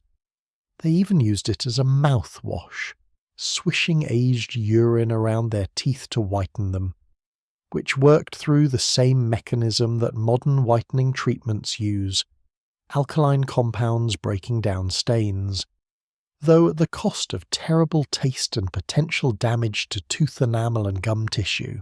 Historians still argue whether urine's widespread use in beauty and hygiene practices was driven by genuine effectiveness, or simply by its availability. After all, everyone produces urine daily, making it free, abundant, and always accessible. Probably it was both.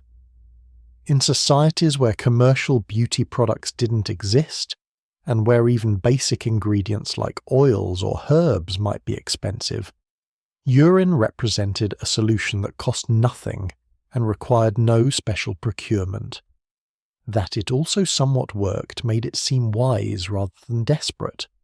Different cultures developed different protocols for urine use in beauty treatments. The Romans preferred aged urine that has been collected and stored for weeks, believing the strongest smelling urine was most effective. Some medieval European texts recommend using the urine of young children or virginal girls, believing it was purer and therefore more beneficial, a disturbing intersection of bodily waste and cultural obsessions with youth and purity. In parts of Asia, morning urine was considered superior, the first urination of the day supposedly containing more concentrated medicinal properties.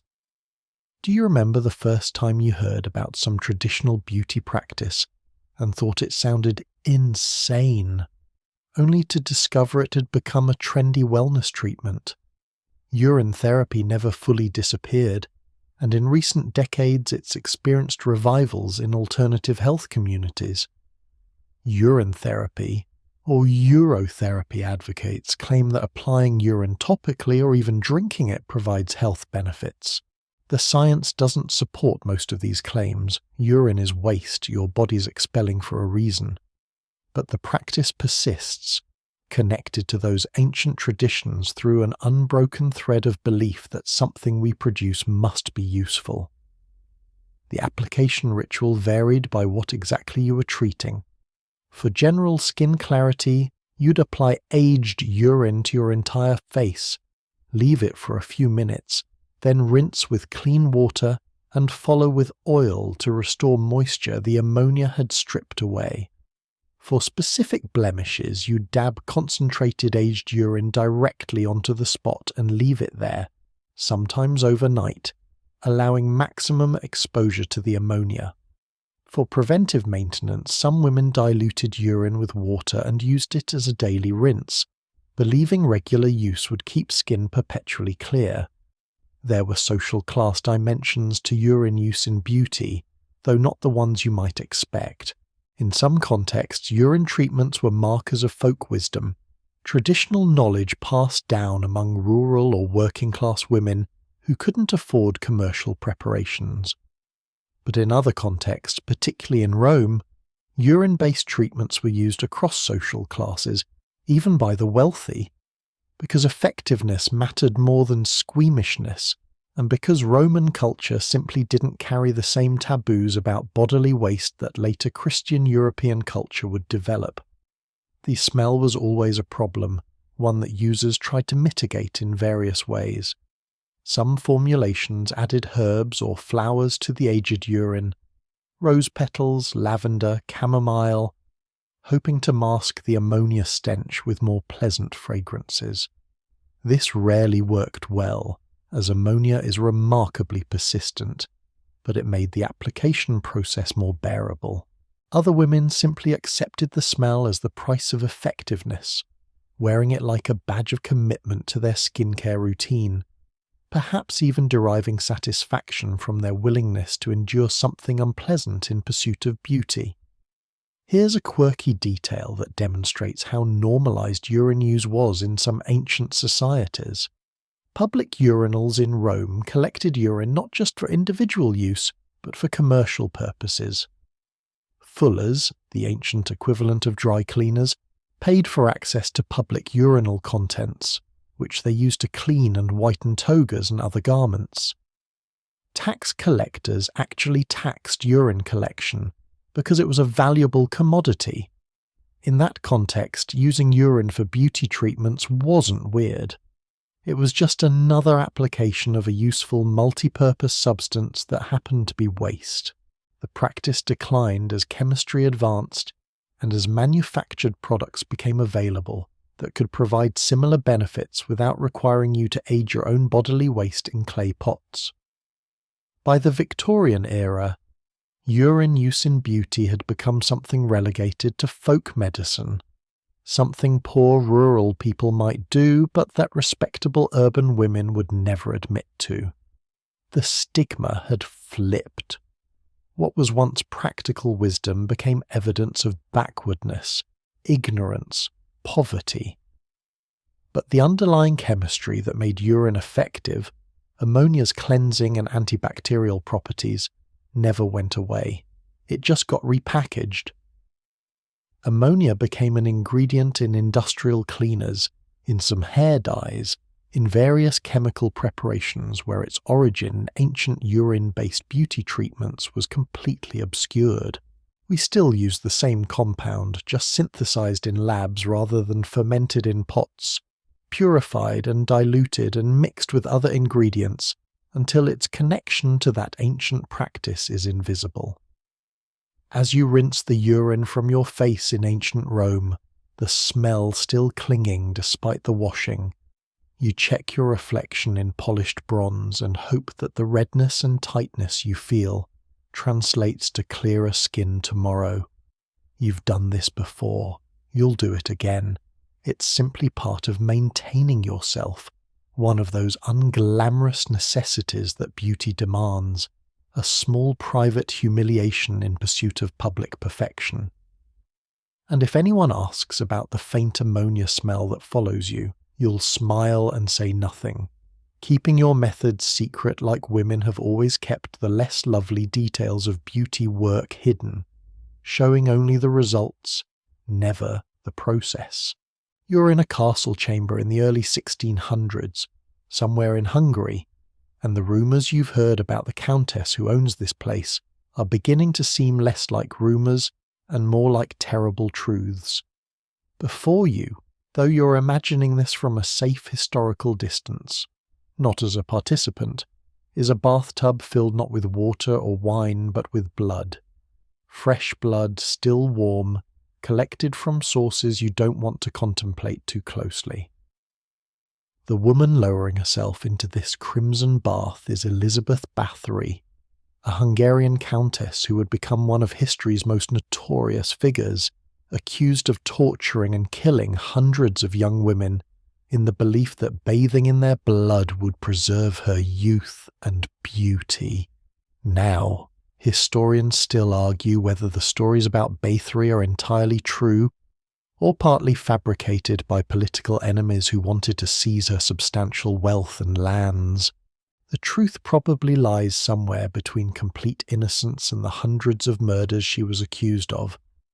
But the fact that the bloodbath legend became attached to her at all tells you something important about how people in that era thought about beauty, preservation, and the lengths to which vanity might drive someone with unlimited power and resources. Whether or not Bathory actually bathed in blood, the legend persisted because it seemed plausible, because it tapped into existing beliefs about blood's rejuvenating properties.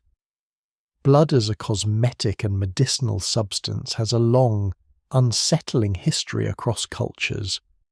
The Romans applied gladiator blood to their faces, believing the life force of strong warriors could transfer through topical application. Medieval physicians prescribed drinking small amounts of blood to treat various ailments, operating under humoral theory that suggested adding blood could rebalance deficient constitutions. By the Renaissance, when Bathory lived, blood was still considered powerful, mysterious, the carrier of vitality and youth that might be harnessed through various means. The theory behind blood facials, setting aside the murderous extreme of Bathory's legend, was that blood contained essential elements that skin could absorb, that the freshness and vitality of blood from young, healthy individuals could somehow transfer to aging skin that was losing its own vitality. There's a grain of scientific truth buried in this belief. Blood does contain proteins, growth factors, and other compounds that modern medicine has found useful. Current platelet-rich plasma treatments, where your own blood is processed and re-injected into your face, are based on genuine science about growth factors promoting cellular regeneration. But the jump from blood contains useful compounds to bathing in someone else's blood will make you younger is where Renaissance beauty practices left reality behind, in less extreme forms than the Bathory legend, blood-based beauty treatments were surprisingly common in certain circles. Animal blood from pigs, cattle, even deer, was mixed with herbs and applied as face masks, the belief being that the blood's freshness and vitality could be absorbed through skin.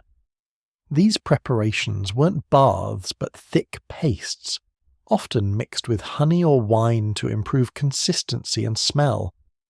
Women would apply them, let them dry for an hour or more, then wash them off, supposedly revealing refreshed, more youthful skin underneath. The reality of what such treatments would do is rather different from what was promised. Blood applied to skin and allowed to dry would tighten as it coagulated, creating a temporary firming effect similar to egg white masks. But this tightening came from protein coagulation, not from any transfer of youth or vitality. The mask would also be deeply uncomfortable, pulling at skin as it dried, likely causing redness and irritation when removed. And the smell. Blood has a distinctive metallic odour that only intensifies as it dries and oxidizes. Any beauty benefit would come with sensory discomfort that's hard to imagine enduring regularly. The psychological aspects of blood-based treatments are particularly interesting. Blood carries such powerful symbolic weight. It represents life, death, violence, sacrifice, kinship, vitality. Choosing to put blood on your face isn't neutral. It's invoking all those associations consciously or not. For women in societies that gave them little power, perhaps there was something appealing about claiming the potent symbolism of blood for their own purposes, turning something associated with violence and mortality into a tool for beauty and preservation. Or perhaps the extremity of the practice itself was the point. Beauty that requires such sacrifice must be more effective, more valuable, more deserving of admiration. Do you remember any beauty treatment that felt ritualistic, almost ceremonial, where the process mattered as much as the results? Blood treatments carried that quality intensely, the sense that you were doing something ancient, powerful, transgressive in pursuit of transformation. The Bathory legend specifically includes disturbing details about the Countess believing that virgin blood was most effective, that youth and purity made blood more potent for beauty purposes. This intersects with Renaissance obsessions about virginity, about female purity as a substance that could be consumed or transferred, about young women's bodies as resources that older, more powerful people could exploit. Whether Bathory actually believed this, or whether accusers projected these beliefs onto her to make her crimes seem more monstrous, the concept reveals cultural anxieties about aging women, about female power, about what boundaries might be crossed in pursuit of preserved beauty. In the centuries after Bathory, blood-based beauty treatments continued but moved away from human blood toward animal sources. 17th and 18th century beauty manuals include recipes for blood of lamb, face masks, blood of dove cleansers, even blood of swallow eye treatments. These were marketed as gentler alternatives to more extreme practices, and they probably were, though they were still fundamentally about applying coagulated blood to your face and hoping for improvement, which tells you how normalized the concept had become. Here's where the practice takes a strange modern turn. Blood facials are back, but in scientifically validated form. The vampire facial made famous by celebrities involves drawing your own blood, processing it to concentrate the platelet-rich plasma, then micro-needling it back into your facial skin. This isn't pseudoscience. Platelets do release growth factors that stimulate collagen production and cellular regeneration. But the marketing deliberately invokes vampire imagery, playing on those Bathory-era associations between blood and preserved youth, modernizing the aesthetics while keeping the transgressive appeal. There's also a subset of modern alternative health practitioners who advocate for topical application of menstrual blood as a facial treatment, claiming it contains stem cells and beneficial compounds. The scientific evidence for this is weak, but the practice connects directly to ancient beliefs about blood's special properties, filtered through modern feminist reclamation of menstruation as something powerful rather than shameful. It's the same impulse that drove blood facial use centuries ago, the belief that blood contains essence, vitality, youth that can be transferred through skin contact. The gruesome extremes of the Bathory legend have overshadowed the more mundane reality that many women throughout history used animal blood cosmetically without murder, without drama, just as one more unpleasant but supposedly effective beauty practice among many. A farmer's wife in medieval Europe might apply pig's blood to her face after butchering, waste not want not, hoping it might soften her work-roughened skin. A Renaissance lady might pay for prepared blood-based cosmetics from an apothecary, the blood's animal source carefully unspecified to maintain dignity and distance.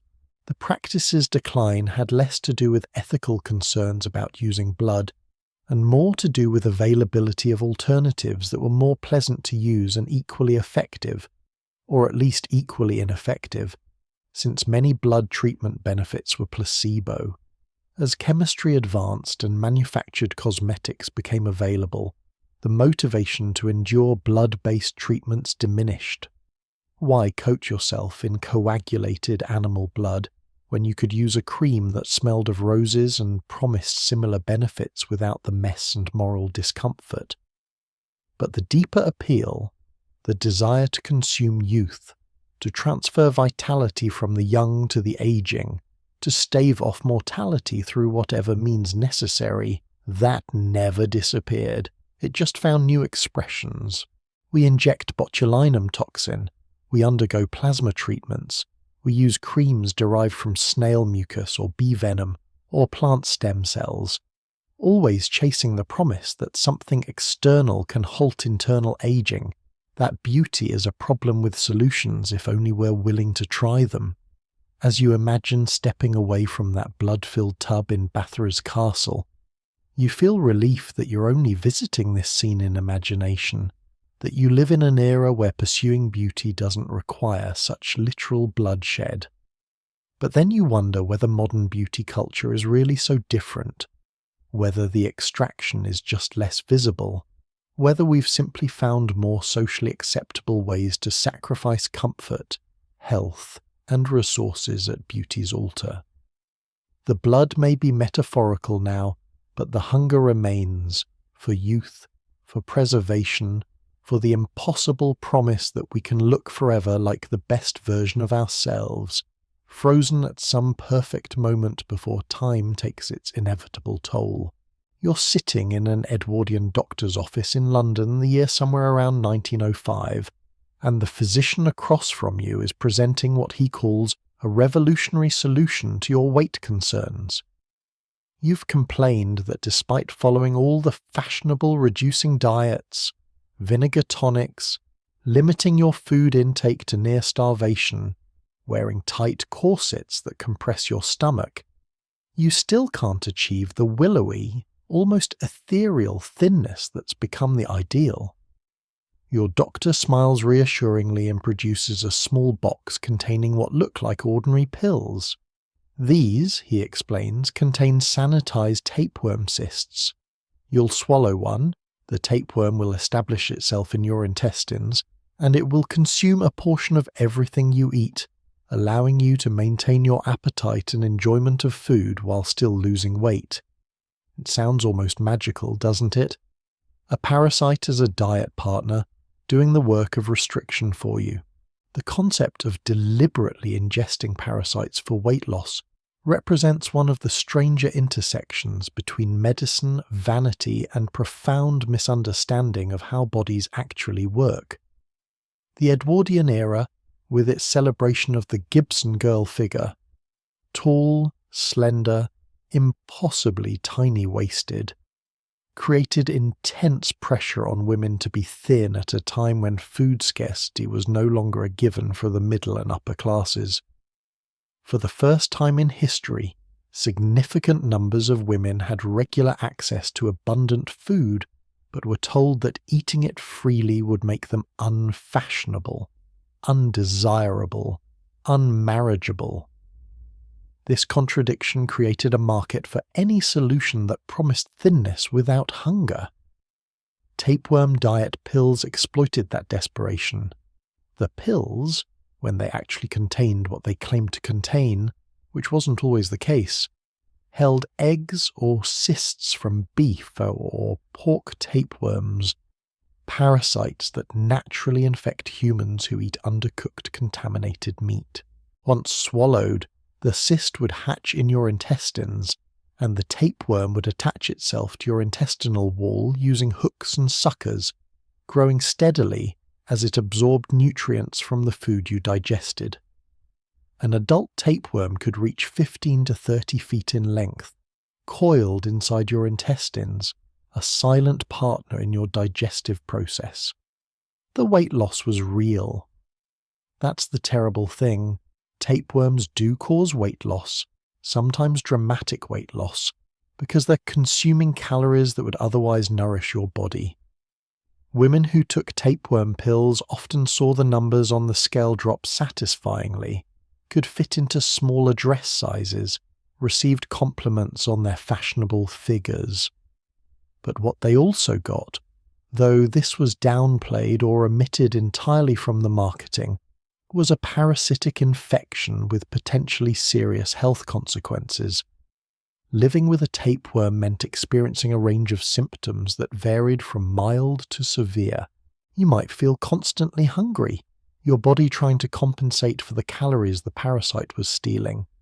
You might have stomach pain as the tapeworm moved or as its hooks irritated your intestinal lining.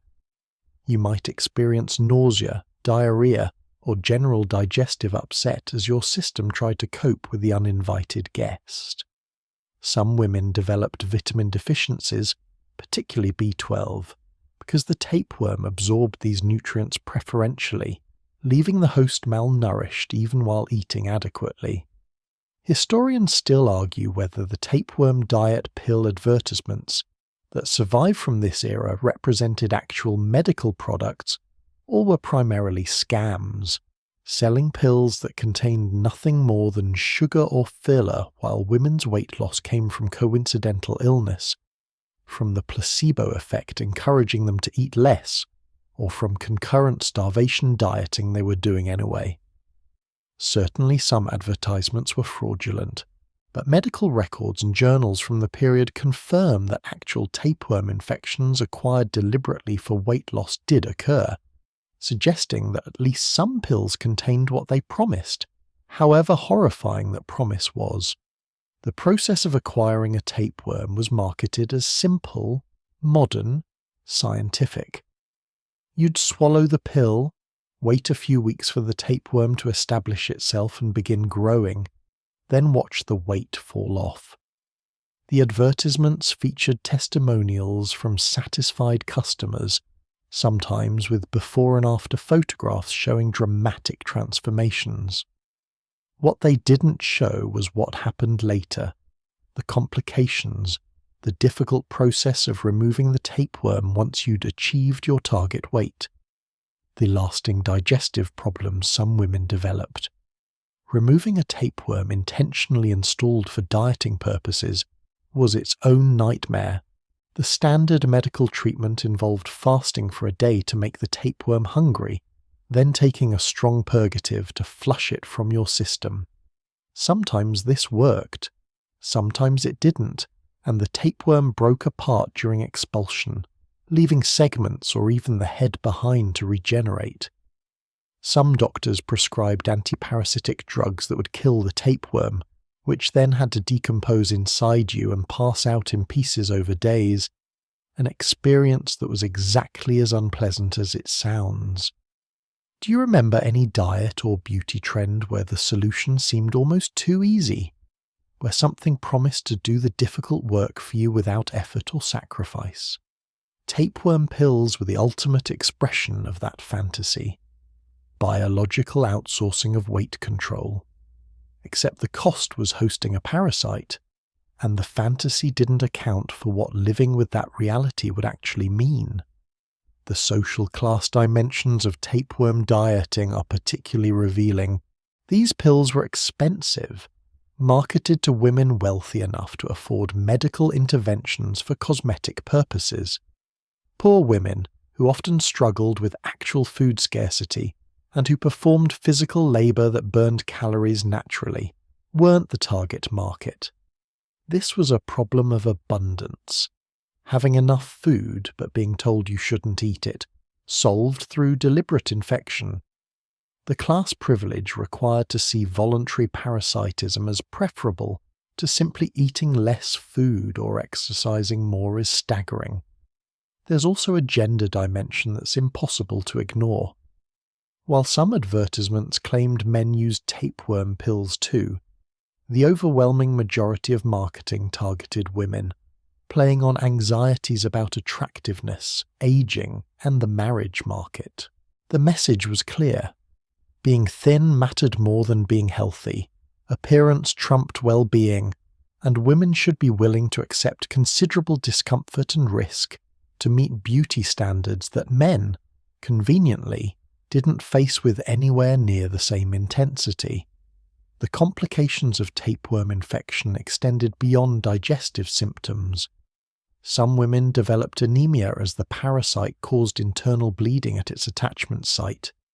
Others experienced neurological symptoms if tapeworm larvae migrated to the brain. Rare with intentional infection, but catastrophically serious when it occurred. There were cases of intestinal blockage when tapeworms grew large enough to obstruct normal function, requiring surgical intervention. And there was always the risk of secondary infection, of passing the parasite to family members through poor hygiene, of creating a cycle of infection beyond the original host. Here's a detail that reveals how normalized this practice had become in certain circles. Some women's magazines of the period ran advice columns that discussed tapeworm dieting, matter-of-factly, alongside tips for hat selection and recipes for dinner parties. The tone was casual, even breezy, treating voluntary parasitism as just another beauty option, like choosing between cold cream formulations. This normalization made the practice seem safer than it was, made women feel they were being modern and scientific rather than dangerously reckless. The practice peaked in the early 1900s and declined gradually as public health campaigns against parasites intensified and as medical understanding of parasitic infections improved, but it never entirely disappeared. Throughout the 20th century, there were periodic reports of women still seeking tapeworm infections for weight loss, either through black market pills or by deliberately eating undercooked contaminated meat.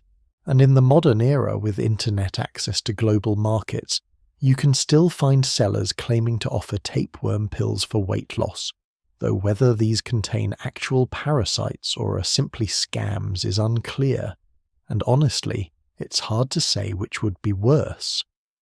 The psychology of choosing parasitic infection over other weight loss methods reveals something profound about beauty culture's power. Women were making rational calculations within an irrational system. Yes, hosting a tapeworm was unpleasant and risky, but so was being fat in a society that punished fatness socially and economically. So was starving yourself through extreme dieting. So was the constant mental burden of food restriction and body monitoring. In that context, a pill that would make you thin without requiring constant willpower started to seem reasonable, even desirable, despite the fact that you'd be nurturing a parasite inside your body. Modern weight loss culture has replaced tapeworm pills with other interventions, surgical procedures, injectable medications, supplements with questionable ingredients, but the underlying desperation remains. We're still looking for solutions that bypass the difficult work of changing relationship with food and body, still willing to accept risks and side effects if the promise is thinness, still operating in societies that value appearance over health and that place the burden of that valuation overwhelmingly on women. As you leave that Edwardian doctor's office with your box of tapeworm pills, you feel a mix of hope and revulsion. Hope that this will finally be the solution that gives you the figure society demands. Revulsion at what you're about to do. Invite a parasite into your body. Deliberately infect yourself with something your ancestors spent millennia trying to avoid. But the revulsion fades as you imagine the compliments you'll receive. The smaller dress sizes, the sense of finally meeting expectations. You'll take the pill. You'll host the tapeworm. You'll sacrifice your health for beauty, because that's the bargain women have been forced to make in 1,000 different forms. And this is just the most literal, the most visceral, the most honest about what it costs to be considered attractive in a world that never stops demanding more. You're standing in a pharmacy in the 1920s, the jazz age in full swing, and modernity is everywhere. Electric lights, automobiles, radios crackling with news and music from distant cities. Science has conquered so much, promised so much more, and the product you're examining is marketed as the cutting edge of that scientific progress. It's a jar of face cream, but not just any cream. This one glows, literally glows. In dim light you can see a faint greenish luminescence emanating from the jar, as if it contains captured starlight, or some essence of vitality so powerful it radiates visibly.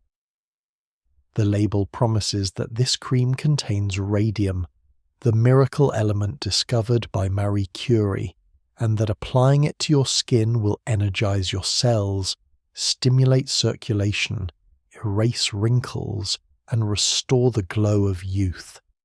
You don't understand exactly how radium works, but you trust the advertisements, the scientific language, the doctor's endorsement printed on the box. You purchase the cream and carry it home, eager to join the radium revolution. Radium was discovered in 1898, and within just a few years it had captured public imagination like few scientific discoveries before or since. Here was an element that glowed in the dark, that produced heat without burning fuel, that seemed to defy the known laws of physics by generating energy from nothing. Early researchers, including Marie Curie herself, spoke enthusiastically about radium's potential medical applications, and the public heard miracle cure rather than requires careful study. Radium became associated with vitality, energy, modernity, everything the dawning 20th century promised. By the 1920s, radium was everywhere. Radium water to drink, radium suppositories for various complaints, radium-infused chocolate bars for energy, and, inevitably, radium cosmetics, face creams, powders, soaps, all promising that radioactive elements could beautify from the outside in. The marketing was sophisticated, using scientific language and medical endorsements to create an aura of legitimacy. Doctors, some legitimate, some quacks, prescribed radium products. Society figures endorsed them. Advertisements appeared in respectable magazines alongside fashion spreads and recipes, making radium cosmetics seem normal, safe, desirable. The active ingredient in these creams was typically radium-226, an isotope that emits alpha particles, beta particles, and gamma radiation as it decays. This radiation damages DNA, causes mutations, kills cells, which is why radium is now used in cancer treatment under extremely controlled conditions, to kill cancer cells deliberately. But 1920s consumers didn't understand radiation damage. They'd been told radiation was energizing, stimulating, beneficial. So they applied radium cream to their faces daily, sometimes multiple times daily, massaging it into skin, leaving it on for hours or overnight, maximizing exposure in the belief that more would be better. The immediate effects of radium cream were actually appealing, which is partly why the products remained popular, even as evidence of danger accumulated. Your skin would feel warm where you'd applied the cream, radiation damage presenting as stimulation. It might look flushed, which was interpreted as improved circulation rather than as inflammation from cellular injury. Some users reported that their skin looked brighter, more alive, probably because the top layers of cells were dying faster, creating rapid turnover that temporarily looked like renewal. All these effects reinforced the belief that radium was working, that science was delivering on its promises. But radiation damage is cumulative and irreversible. Each application added to your total radiation exposure, and that exposure was causing mutations, breaking DNA strands, damaging the cellular machinery that normally repairs such damage. The effects weren't immediately visible because radiation damage takes time to manifest as observable harm. Weeks, months, sometimes years of use passed before women started noticing problems, and by then, the damage was done. The symptoms started subtly. Your skin in the areas where you'd applied radium cream might become dry, flaky, resistant to normal moisturizing. Then it might develop odd textural changes, becoming thinner or thicker than surrounding skin. Some women noticed darkening or lightening in irregular patches. These changes were often attributed to aging or to other causes, not to the miracle cream that was supposed to prevent such problems. By the time the connection became obvious, the damage was severe. Advanced radium damage manifested as ulcers, open sores that wouldn't heal, bleeding lesions where skin had been so damaged it simply broke down. Some women developed skin cancers on their faces, directly in the areas where they'd applied radium cream most faithfully. Others experienced more systemic effects as radium accumulated in their bones. Radium is chemically similar to calcium, so your body incorporates it into bone tissue, where it continues emitting radiation for years, damaging bone marrow and surrounding tissues from the inside. Historians still argue whether cosmetic companies knew about radiation dangers or genuinely believed their products were safe. The evidence is mixed. Some companies seem to have been cynically exploiting public radium enthusiasm while knowing or suspecting the risks. Others appear to have been true believers, convinced that small doses of radium would be beneficial despite lack of rigorous safety testing. The regulatory environment was minimal. This was before the FDA had real power to require safety testing or to ban dangerous products. Companies could market almost anything with almost any claim, and consumers had little recourse when those claims proved false or when products proved harmful. Do you remember learning about something you'd used or consumed being declared unsafe?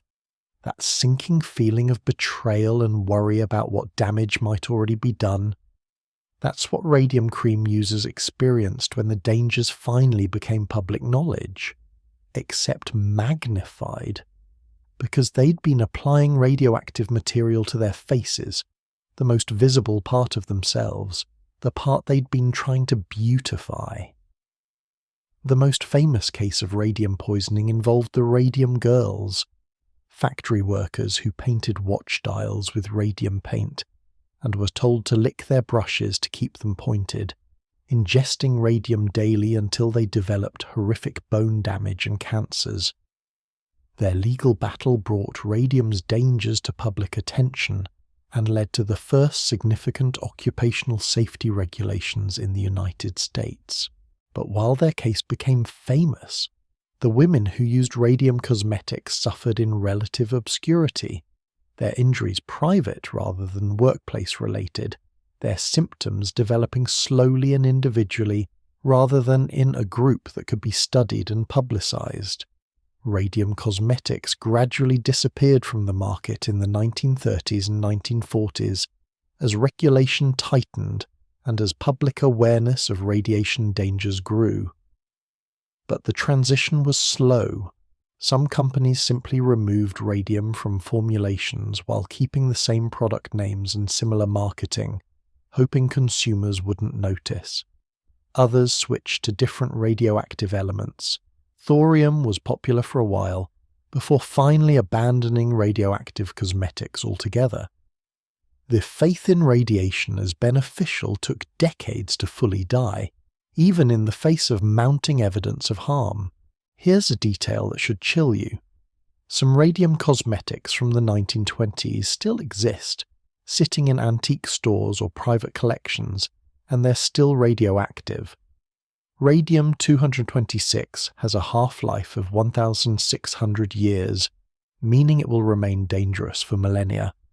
Modern collectors who purchase these antique cosmetics as curiosities or historical artifacts don't always realize they're handling radioactive material. There are documented cases of people being exposed to dangerous radiation levels from vintage radium cosmetics they kept on shelves or even open to smell or examine.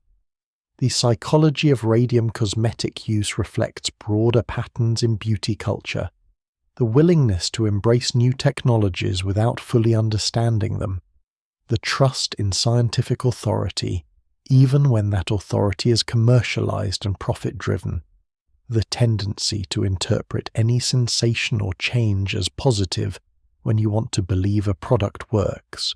Women who used radium cream weren't stupid or uniquely gullible. They were responding rationally to the information available to them in a culture that promised scientific progress would solve all problems, including aging. Modern beauty culture hasn't learned as much from the radium disaster as you might hope.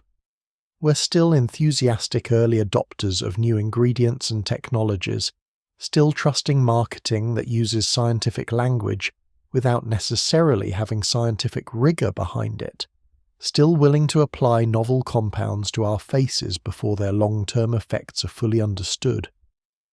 The FDA now requires safety testing, yes, but cosmetics face less stringent regulation than drugs, and, generally recognized as safe, doesn't mean extensively study for long-term effects. We're arguably still participating in uncontrolled experiments, just with different substances than our grandmothers used. The radium story also reveals something about how beauty standards function as a form of control. Women were encouraged to fear aging, to see wrinkles and age spots as problems requiring solutions, to trust authorities who promised those solutions, and to accept risks in pursuit of youth. The fact that the solution was literally radioactive material that caused cellular damage while promising cellular rejuvenation is almost too perfect as metaphor. Beauty culture so often works by convincing us that harming ourselves is helping ourselves, that damage is improvement, that poison is medicine. As you apply that radium cream in your 1920s bedroom, you feel sophisticated, modern, scientific. You're not like your mother with her old-fashioned remedies. You're embracing progress, trusting in the power of discovery, believing that chemistry and physics can reshape biology according to your wishes. Your face tingles slightly where you've applied the cream, a sensation you interpret as cellular awakening, as youth being restored at the molecular level. You don't know that you're literally glowing with radiation, that your cells are being bombarded with alpha particles, that the tingle is damage, not stimulation. You see only promise, only possibility, only the radiant future science has guaranteed, never suspecting that you're painting yourself with poison, one luminous application at a time. You're in ancient Egypt, walking along the banks of the Nile on a morning when the sun is already fierce despite the early hour. In your hand is a collection basket, and your task today is specific and deeply unpleasant. You're collecting crocodile dung. Not just any dung, but fresh droppings from the massive Nile crocodiles that sun themselves on the muddy banks, those prehistoric predators that the Egyptians both fear and revere. You're careful as you approach, watching for movement, using a long stick to scoop the droppings into your basket without getting too close to the reptiles themselves. This isn't waste collection for sanitation purposes. This is ingredient gathering for cosmetics, specifically for the mud mask you'll prepare later for the noblewomen who can afford such exotic beauty treatments. The practice of using crocodile excrement in beauty preparations seems almost incomprehensibly bizarre from a modern perspective, but ancient Egyptians had their reasoning. Crocodile dung, particularly when mixed with other ingredients into a paste, was believed to have powerful skin-purifying properties. The theory was that crocodiles, as creatures living between water and land, between the mortal world and the divine realm associated with the Nile, possess special properties that could be transferred through their bodily products. Their dung was considered to contain concentrated essence of the Nile itself, minerals, nutrients, purifying compounds drawn from the river and the creatures crocodiles consumed. There's actually a grain of logic buried in the practice, though not the logic Egyptians understood. Crocodile dung does contain mineral compounds from their diet of fish and other river creatures, and when dried and aged it develops a composition somewhat similar to river clay. Silica, calcium, various trace minerals. These minerals can have mild astringent and exfoliating effects on skin. So while smearing crocodile feces on your face sounds insane, chemically, it wasn't entirely different from applying river mud, which people still do at spas today.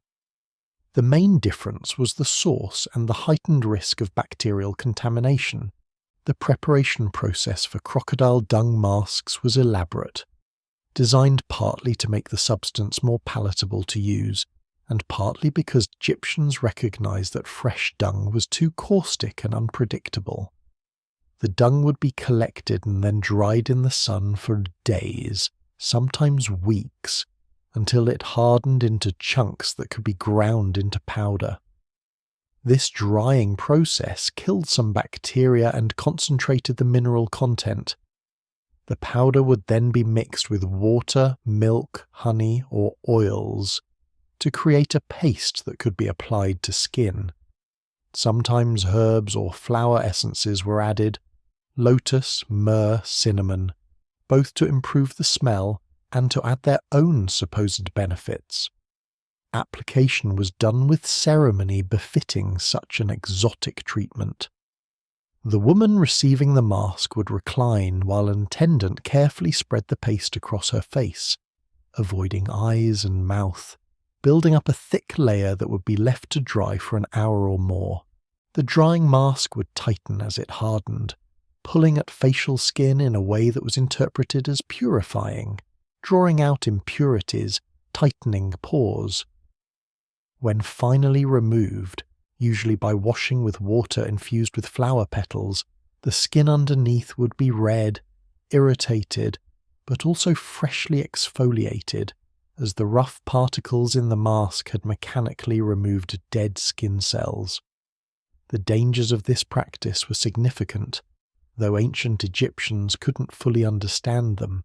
Fecal matter, even dried and aged, harbours bacteria that can cause infections, particularly if applied to broken skin or if any of the mask accidentally entered the eyes or mouth. Crocodile dung specifically might contain salmonella and other pathogens that modern sanitation has made us less accustomed to dealing with.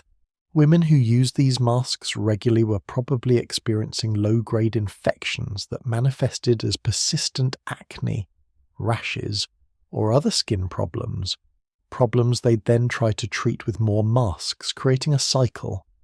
Historians still argue whether the use of crocodile dung was limited to the very wealthy, or whether cheaper alternatives were available to lower classes. Certainly collecting the dung was dangerous work that probably commanded significant payment. Crocodiles were and are apex predators, not creatures you approach casually. The people gathering dung were taking real risks, occasionally being injured or killed by the reptiles they were harvesting from. This risk translated to cost, making crocodile dung masks a luxury item, a status symbol as much as a beauty treatment. Do you remember any beauty trend that seemed to derive its appeal partly from being expensive or difficult to obtain, where the exclusivity mattered as much as the supposed benefit? Crocodile dung masks embodied that perfectly, rare, exotic, requiring specialized knowledge to prepare, conferring status on women who could afford them even as the actual cosmetic benefits were questionable at best. The practice wasn't limited to Egypt. Various cultures throughout history have used animal fecal matter in beauty preparations, usually following similar logic, that animals with special properties might transfer those properties through their waste. In some Asian cultures, nightingale droppings were used similarly to crocodile dung, though in that case the practice has actually survived into modern times as a spa treatment. In parts of Africa, elephant dung was occasionally used. In Europe, horse and cow dung found their way into folk remedies for skin conditions. The universality of the practice suggests something about human desperation to find beauty solutions and willingness to overcome natural disgust when promised results. The sensory experience of a crocodile dung mask must have been challenging regardless of how carefully it was prepared.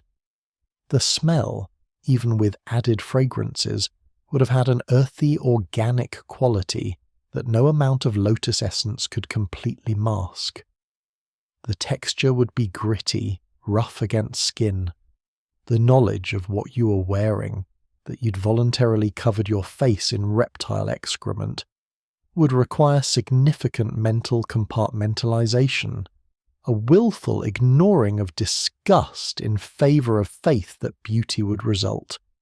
Egyptian beauty culture more broadly was sophisticated and influential, giving us innovations like coal-eye makeup and henna, but it also included practices like crocodile dung masks that reveal the less glamorous side of ancient cosmetics. Everything was made from whatever materials were available: minerals, plants, animal products, even waste products if they seemed to serve a purpose. There was no industrial chemistry providing purified ingredients, no quality control ensuring consistency or safety. You worked with what the environment provided and hoped for the best. The religious and magical dimensions of crocodile dung masks added another layer to their appeal. Crocodiles were associated with Sobek, the crocodile-headed god of fertility and protection. Using crocodile products in beauty rituals became a way of invoking divine favor, of participating in sacred cycles of renewal and transformation. The mask wasn't just cosmetic, it was spiritual practice, connecting you to powers beyond human understanding. This religious dimension made the practice more meaningful, more tolerable, more effective through belief if nothing else. Here's an odd detail that connects ancient practice to modern. The word cosmetic comes from the Greek kosmetikos, meaning skilled in ordering or arranging, which in turn comes from kosmos, meaning order or universe. Cosmetics were originally about imposing order on the chaos of natural appearance, about arranging yourself to reflect cosmic principles of harmony and beauty. In that context, using substances from sacred animals like crocodiles made sense.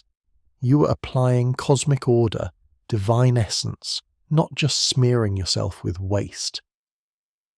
The practice declined as Egyptian culture was absorbed into Greek and Roman spheres of influence, where different beauty standards and practices dominated. But it never entirely disappeared from folk tradition in regions where crocodiles remained part of the environment. Even into the 20th century, there were isolated reports of traditional healers in Nile regions using crocodile-derived preparations, though whether these included dung specifically is unclear. The knowledge persisted in whispers and oral tradition, carried forward by those who remembered the old ways. Modern cosmetics sometimes invoke ancient Egyptian beauty secrets in their marketing. Secrets of Cleopatra, Egyptian beauty rituals, but they're selective about which secrets they reference. You'll see products featuring milk baths and coal and honey, but never crocodile dung, because some ancient practices translate better to modern sensibilities than others. Yet the impulse remains the same, the belief that somewhere in history some culture figured out the perfect beauty solution, and if we can just rediscover their secret, we too can be transformed. As you finish preparing the crocodile dung mask in ancient Egypt, grinding the dried dung into fine powder, mixing it with honey until it forms a smooth paste, you try not to think too much about what you're handling. Your hands are practiced, moving through familiar motions. You've done this many times. The noble women pay well, and they swear by the results. Smoother skin, fewer blemishes, a glow they can't achieve any other way. Whether that glow comes from the mask's ingredients or from their belief in its power, you can't say and don't particularly care. Your job is to prepare it, to apply it, to help these wealthy women feel beautiful through whatever means they demand. If that means collecting dangerous materials and processing them into face masks, well, beauty has always demanded strange sacrifices. This one just happens to be more literal, more pungent, more honest about working with the raw materials of life, even when those materials are waste products from the most fearsome predators of the Nile. You're in feudal Japan, perhaps during the Edo period, and you're observing the elaborate preparation ritual of a geisha as she readies herself for an evening's performance. The room is quiet except for the soft rustle of silk and the gentle sounds of mixing and stirring. Before her sits an array of small lacquered boxes, each containing elements of her transformation, but the one that draws your attention holds something unusual, a pale, slightly sticky powder that gleams with an almost pearlescent quality in the lamplight. This is uguisu no fun, literally nightingale powder, made from the dried and powdered droppings of the Japanese bush warbler, a small bird whose waste has been valued for centuries as a skin whitening and softening treatment.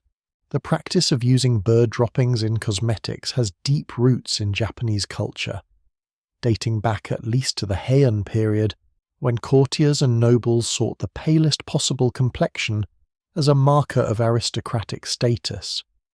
But it was geishas who refined and perfected the use of nightingale droppings, incorporating it into their elaborate makeup routines out of practical necessity. The thick white face paint they wore, made from rice powder and later from more dangerous ingredients, was difficult to remove completely, and residual makeup would build up on skin over time, causing damage, discoloration, and premature aging. Nightingale droppings, mixed with water into a paste, proved remarkably effective at removing this makeup while simultaneously treating the skin beneath. The collection and preparation of nightingale droppings was specialized work performed by families who maintained the birds specifically for this purpose.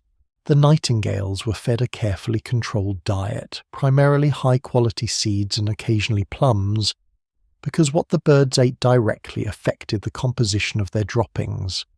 The droppings were collected daily from the birds' cages, then underwent an elaborate purification process. They were dried, sterilized using traditional methods, ground into fine powder, and often mixed with rice bran or other whitening agents. The result was a cosmetic-grade product that bore little resemblance to what we typically associate with bird waste. The active ingredient that made Nightingale droppings effective was guanine, a compound found in bird excrement that has natural whitening and exfoliating properties. Guanine breaks down into uric acid, which can help dissolve dead skin cells and has mild bleaching effects. The droppings also contained enzymes from the bird's digestive systems that could break down oils and proteins, exactly what was needed to remove stubborn makeup. So while the source was unusual, the chemistry was sound, at least more sound than many beauty practices of the era. Application of Nightingale droppings was methodical and gentle, compared to the harsh treatments common in Western beauty culture of the same period. The powder would be mixed with warm water to create a creamy paste, then applied to the face with soft brushes or fingertips. Unlike masks that dried and pulled at skin, this treatment remained moist, and the application involved gentle massage, working the paste into skin in circular motions. After 10 to 15 minutes, it will be rinsed away with warm water, taking makeup residue and dead skin cells with it, leaving the face clean and notably softer. The sensory experience was actually pleasant. The powder, when properly prepared, had virtually no smell, unlike many animal-derived cosmetics. The paste felt smooth, slightly grainy, cooling against skin. There was no burning or stinging like with chemical treatments. The process was meditative, part of a larger ritual of transformation that geishas underwent each evening. The physical preparation inseparable from the mental and spiritual preparation for their role as entertainers and companions. Historians still argue whether Nightingale dropping treatments provided genuine benefits, or whether their effectiveness was primarily due to the careful attention and gentle technique with which they were applied. Modern analysis of Nightingale droppings confirms the presence of beneficial compounds, suggesting real chemical activity, but the ritual context, the time spent caring for skin, the gentle massage, the thorough cleansing, probably mattered as much as the specific ingredients. Beauty, as always, exists at the intersection of chemistry and belief, of substance and ritual. The practice was expensive, limiting it primarily to geishas, courtesans, and wealthy women who could afford both the product itself and the time required for proper application. Working women might occasionally use Nightingale powder for special occasions, but daily use was a luxury. This created a visible class distinction. Women whose skin showed the benefits of regular Nightingale treatments versus those whose skin bore the accumulated damage of harsh makeup without adequate removal and care. Do you remember discovering that some expensive, exotic beauty product you'd been curious about was actually based on something humble or even off-putting? Nightingale droppings occupied that space, simultaneously mundane, bird waste, and exclusive, carefully prepared cosmetic. The gap between source material and finished product allowed users to maintain some cognitive distance from what they were actually applying to their faces. The tradition continued through the Meiji period and into the 20th century, though it became increasingly rare as Western cosmetics entered the Japanese market. By the mid-1900s, Nightingale dropping treatments were considered old-fashioned, something traditional practitioners might still do but that modern women had moved beyond. The practice seemed destined to become historical curiosity, preserved in museums and cultural memory but no longer practiced. Then something unexpected happened. In the 1990s and 2000s, Nightingale dropping facials experienced a revival, first in Japan and then internationally. High-end spas began offering geisha facials or Nightingale dropping facials, marketing them as ancient beauty secrets backed by modern science. The treatments were repackaged for contemporary consumers, sterilized, refined, presented in elegant packaging that minimize the bird waste origins while emphasizing the traditional Japanese craftsmanship. Celebrities reportedly used them. Beauty editors wrote about them. Suddenly, this centuries-old practice was trendy again. Modern nightingale facial treatments use essentially the same process as traditional ones, though with stricter hygiene standards and quality control. The birds are still maintained on controlled diets. The droppings are still collected, dried and powdered, but now they're tested for bacteria, UV sterilized, and packaged in ways that meet contemporary cosmetic regulations. Some versions are mixed with other ingredients, rice bran, green tea, enzymes, creating hybrid treatments that honor tradition while acknowledging modern sensibilities. The revival of nightingale facials reveals something interesting about contemporary beauty culture's relationship with tradition. We're simultaneously attracted to ancient practices. They seem more natural, more holistic, connected to wisdom we've lost, and repelled by the less pleasant details of those practices. So we revive them selectively, modernizing and sanitizing until they're palatable, keeping the mystique while eliminating the discomfort. Nightingale droppings sound intriguing and exotic when presented as traditional Japanese geisha beauty secret. They sound significantly less appealing when you remember you're paying someone to rub bird feces on your face. The effectiveness of nightingale facials, both traditional and modern, seems to be genuine if modest.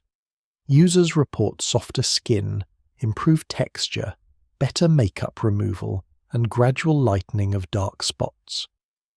Are these effects specifically due to nightingale droppings, or would similar results come from any gentle exfoliating treatment applied with care and attention? Probably both. The guanine and enzymes do have measurable effects, but so does the ritual itself, the time spent caring for skin, the belief that you're doing something special and effective. Here's a detail that connects this practice to broader patterns. Many traditional Asian beauty practices that Western culture has recently embraced, snail mucin, bee venom, nightingale droppings, involve animal-derived substances that would have seemed bizarre or disgusting to earlier generations of Western consumers. The shift represents both increasing global cultural exchange and changing attitudes about what constitutes natural beauty.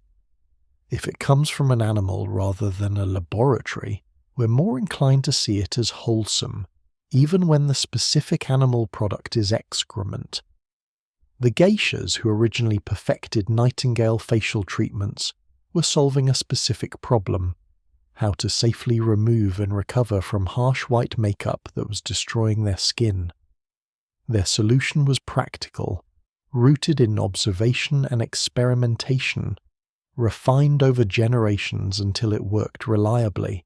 That we've taken their practical solution and turned it into a luxury spa treatment says something about how beauty culture appropriates and transforms practices, divorcing them from their original contexts and purposes, making them about indulgence rather than necessity. As you watch the geisha rinse the nightingale paste from her face in 18th century Japan, her skin emerging clean and soft, you understand that this isn't really about bird droppings. It's about caring for yourself in a profession that demands you look perfect night after night, about finding solutions that work even when those solutions seem unlikely, about the knowledge women pass to each other across generations because formal medicine and science weren't interested in their problems. The nightingale powder is just the vehicle. The real treatment is attention, is gentleness, is time spent tending to skin that works hard to meet impossible standards. The birds, for their part, continue singing in their cages, providing their small contribution to beauty rituals they neither understand nor benefit from, connecting past to present through the surprising usefulness of what they leave behind. You're standing in an Alpine sanatorium in Switzerland. The year is 1912, and before you is a door marked with the thermometer symbol, showing temperatures well below freezing.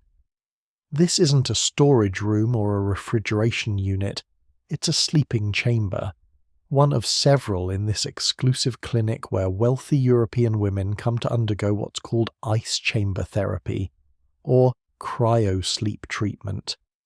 The theory, explained to you by a physician in a crisp white coat, is that exposing your body to extreme cold during sleep will slow your metabolic processes to such a degree that aging itself pauses, that cells conserve their vitality rather than expending it, that you'll wake each morning having rested without having aged. It sounds like something from a fairy tale, Sleeping Beauty preserved in her tower, except here the tower is a refrigerated room and the magic is supposedly scientific rather than enchanted. The treatment protocol is specific and non-negotiable. You'll wear a thin cotton nightgown, nothing heavy enough to provide real insulation as that would defeat the purpose. Your hair will be covered to prevent frostbite on your scalp. Your hands and feet will be wrapped in silk, not for warmth, but to prevent direct contact with frozen surfaces. Then you'll enter the chamber, where the temperature is maintained between 20 and 30 degrees Fahrenheit.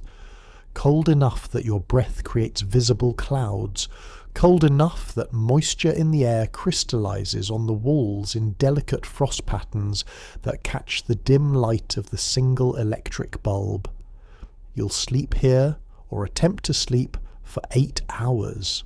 The bed is equipped with special blankets that are heated slightly, just enough to prevent actual hypothermia, creating a narrow zone of survivability around your body, while the room itself remains punishingly cold. The theory is that your body will focus all its energy on maintaining core temperature, diverting resources away from the cellular processes associated with aging, essentially putting everything except essential functions on pause. When you emerge in the morning, you'll be exhausted, shaking, possibly mildly hypothermic despite the heated blankets, but supposedly you'll have spent the night in a state of suspended animation, having slept without aging. The practice emerged from observations of people living in extremely cold climates, who European physicians believed aged more slowly than their counterparts in temperate regions. This was largely confirmation bias. Any perceived difference probably had more to do with lifestyle factors, diet, or simply selective observation, but it provided enough theoretical foundation for entrepreneurs to build businesses around. The sanatoriums that offered ice chamber therapy were expensive, exclusive, marketed to wealthy women terrified of aging, who had already tried every other beauty treatment available and were willing to try something extreme, something that promised not just to slow visible aging, but to pause it at the cellular level. The immediate effects were intense and largely unpleasant. Women who underwent ice chamber sleep reported dreams that were vivid and often disturbing, nightmares of being buried alive, of drowning in frozen water, of being trapped. This makes sense from a physiological perspective. Your sleeping brain is processing the very real distress signals your body is sending as it struggles to maintain temperature in a hostile environment. Sleep quality was poor despite the long hours spent in bed. Women woke exhausted rather than refreshed, their bodies having spent the night in a state of emergency rather than rest. Physically, the effects were concerning. Skin became dry, almost paper-like, from repeated exposure to cold, dry air. Circulation problems developed. Fingers and toes that were slow to warm even after leaving the chamber. Persistent numbness or tingling. In extreme cases, actual frostbite damage despite the silk wrappings.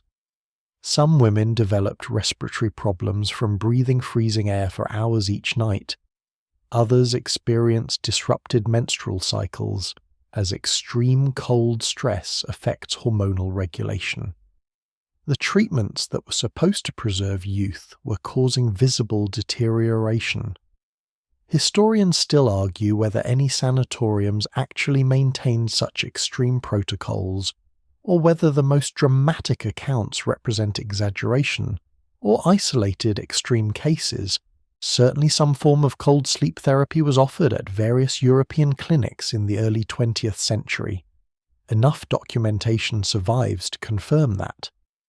But the line between controlled cold exposure with potential therapeutic benefits and dangerous hypothermia inducing chambers is where historical accounts become unreliable.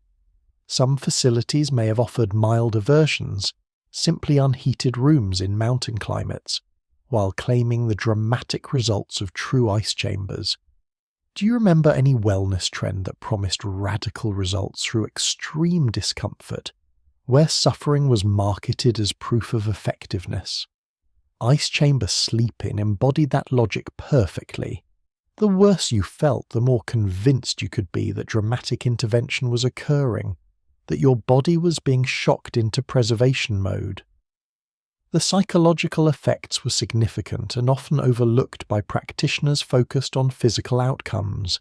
Spending night after night in a freezing chamber, unable to sleep properly, waking exhausted and cold, created profound stress and anxiety. Some women developed what we'd now recognize as trauma responses: panic attacks when entering cold rooms, hypervigilance about temperature, disturbed sleep even after leaving the sanatorium. The promise of preserved youth came at the cost of present mental health, a trade-off that physicians of the era barely acknowledged because women's psychological well-being was often dismissed as nerves or hysteria rather than legitimate medical concern. The class dimensions of ice chamber therapy were particularly stark. This was exclusively a treatment for wealthy women who could afford weeks or months at expensive sanatoriums. Working women, poor women, women whose lives didn't allow for extended absences in pursuit of beauty. They had no access to such treatments and probably didn't mourn the lack. But wealthy women's embrace of ice chambers created a visible marker of status. I care so much about preserving my appearance that I'll endure nightly freezing, that I'll sacrifice comfort and even health, that I have resources to devote to this extreme intervention. The scientific justification for ice chambers was always thin. Yes, cold can slow metabolic processes. This is why organs are preserved on ice for transplant. But the metabolic slowdown needed to meaningfully affect aging would require temperatures that would kill you, and the body's response to non-lethal cold is to speed up metabolism, burning more energy to generate heat. Women sleeping in ice chambers weren't suspending their cellular processes. They were accelerating them, forcing their bodies to work overtime to survive conditions humans aren't designed to sleep in. Far from preventing aging, they were probably accelerating wear and tear on their systems. Here's where the practice takes a strange modern turn. Cryotherapy is back, but in new forms. Whole-body cryotherapy chambers where you stand for 3 minutes in negative 200-degree Fahrenheit air. Cryofacials where liquid nitrogen is blown on your face. Cold sleeping pods marketed to biohackers who believe nighttime cold exposure improves sleep quality and longevity. The language has changed. Now it's about inflammation reduction, metabolic optimization, hormesis. But the underlying concept remains.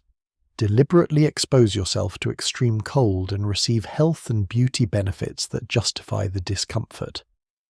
Modern cryotherapy has some legitimate science behind it, particularly for inflammation and pain management. Brief cold exposure does trigger beneficial responses, improved circulation, reduced inflammation, endorphin release. But these benefits come from short, controlled exposures, not from spending all night shivering in a freezing room. The difference between therapeutic cold exposure and the ice chambers of 1912 is the difference between a cold plunge that lasts 3 minutes and sleeping in a meat locker for 8 hours. One might be beneficial, the other is simply suffering. The ice chamber sanatoriums declined in the 1920s and 1930s as their promised results failed to materialize, and as women began reporting the negative effects publicly. Some clinics transitioned to milder forms of fresh air therapy, sleeping in unheated but not frozen rooms, mountain air treatments that emphasize coolness without extreme cold. Others closed entirely, their reputations damaged by reports of women who'd age visibly during their stays rather than being preserved. The few that continued into mid-century did so quietly, without the grandiose marketing claims of earlier years. What's perhaps saddest about ice chamber therapy is that the desperation driving women to try it, fear of aging in societies that devalued older women, terror of becoming invisible or irrelevant, belief that youth was the only form of feminine value worth preserving, hasn't really diminished. We've just found new ways to express it, new extreme interventions to try, new promises to believe in. The freezing chamber might be gone, but the underlying anxiety that made it appealing remains, searching for new outlets, new solutions, new ways to trade comfort now for the promise of preservation later. As you imagine emerging from one of those ice chambers in 1912 Switzerland, your body numb and shaking, your sleep fractured by cold and stress, you're told you look wonderful, radiant, that the treatment is clearly working. The attendants wrap you in heated blankets and serve hot tea, and gradually sensation returns to your extremities, along with the exhaustion of having spent the night fighting for warmth rather than actually resting. You've paid a fortune for this. You've endured nights of misery. And when you look in the mirror searching for evidence of preserved youth, you see mostly what you saw before. Perhaps your skin is a bit tighter from cold and dehydration. Perhaps the stress has actually added lines rather than preventing them. But you've committed now, invested too much to admit it might not work. So you'll return to the chamber tonight, and the night after, enduring cold that promises preservation while delivering only discomfort, believing because the alternative, accepting that aging cannot be stopped, only experienced, is harder to bear than any frozen night. The ice chamber sanatoriums eventually faded into history, their frozen promises melting away with the 20th century's progress. The women who tried them moved on, grew older despite the cold, carried stories of those frozen nights that they might share or might keep private. Secrets of desperation and discomfort endured in beauty's name, and perhaps that's the real story threading through all these odd beauty routines, not the snails or the ashes or the wine or the poison, but the human hope beneath them, the belief that transformation is possible, that we can remake ourselves through ritual and substance, that beauty is a problem with solutions if only we're willing to try them.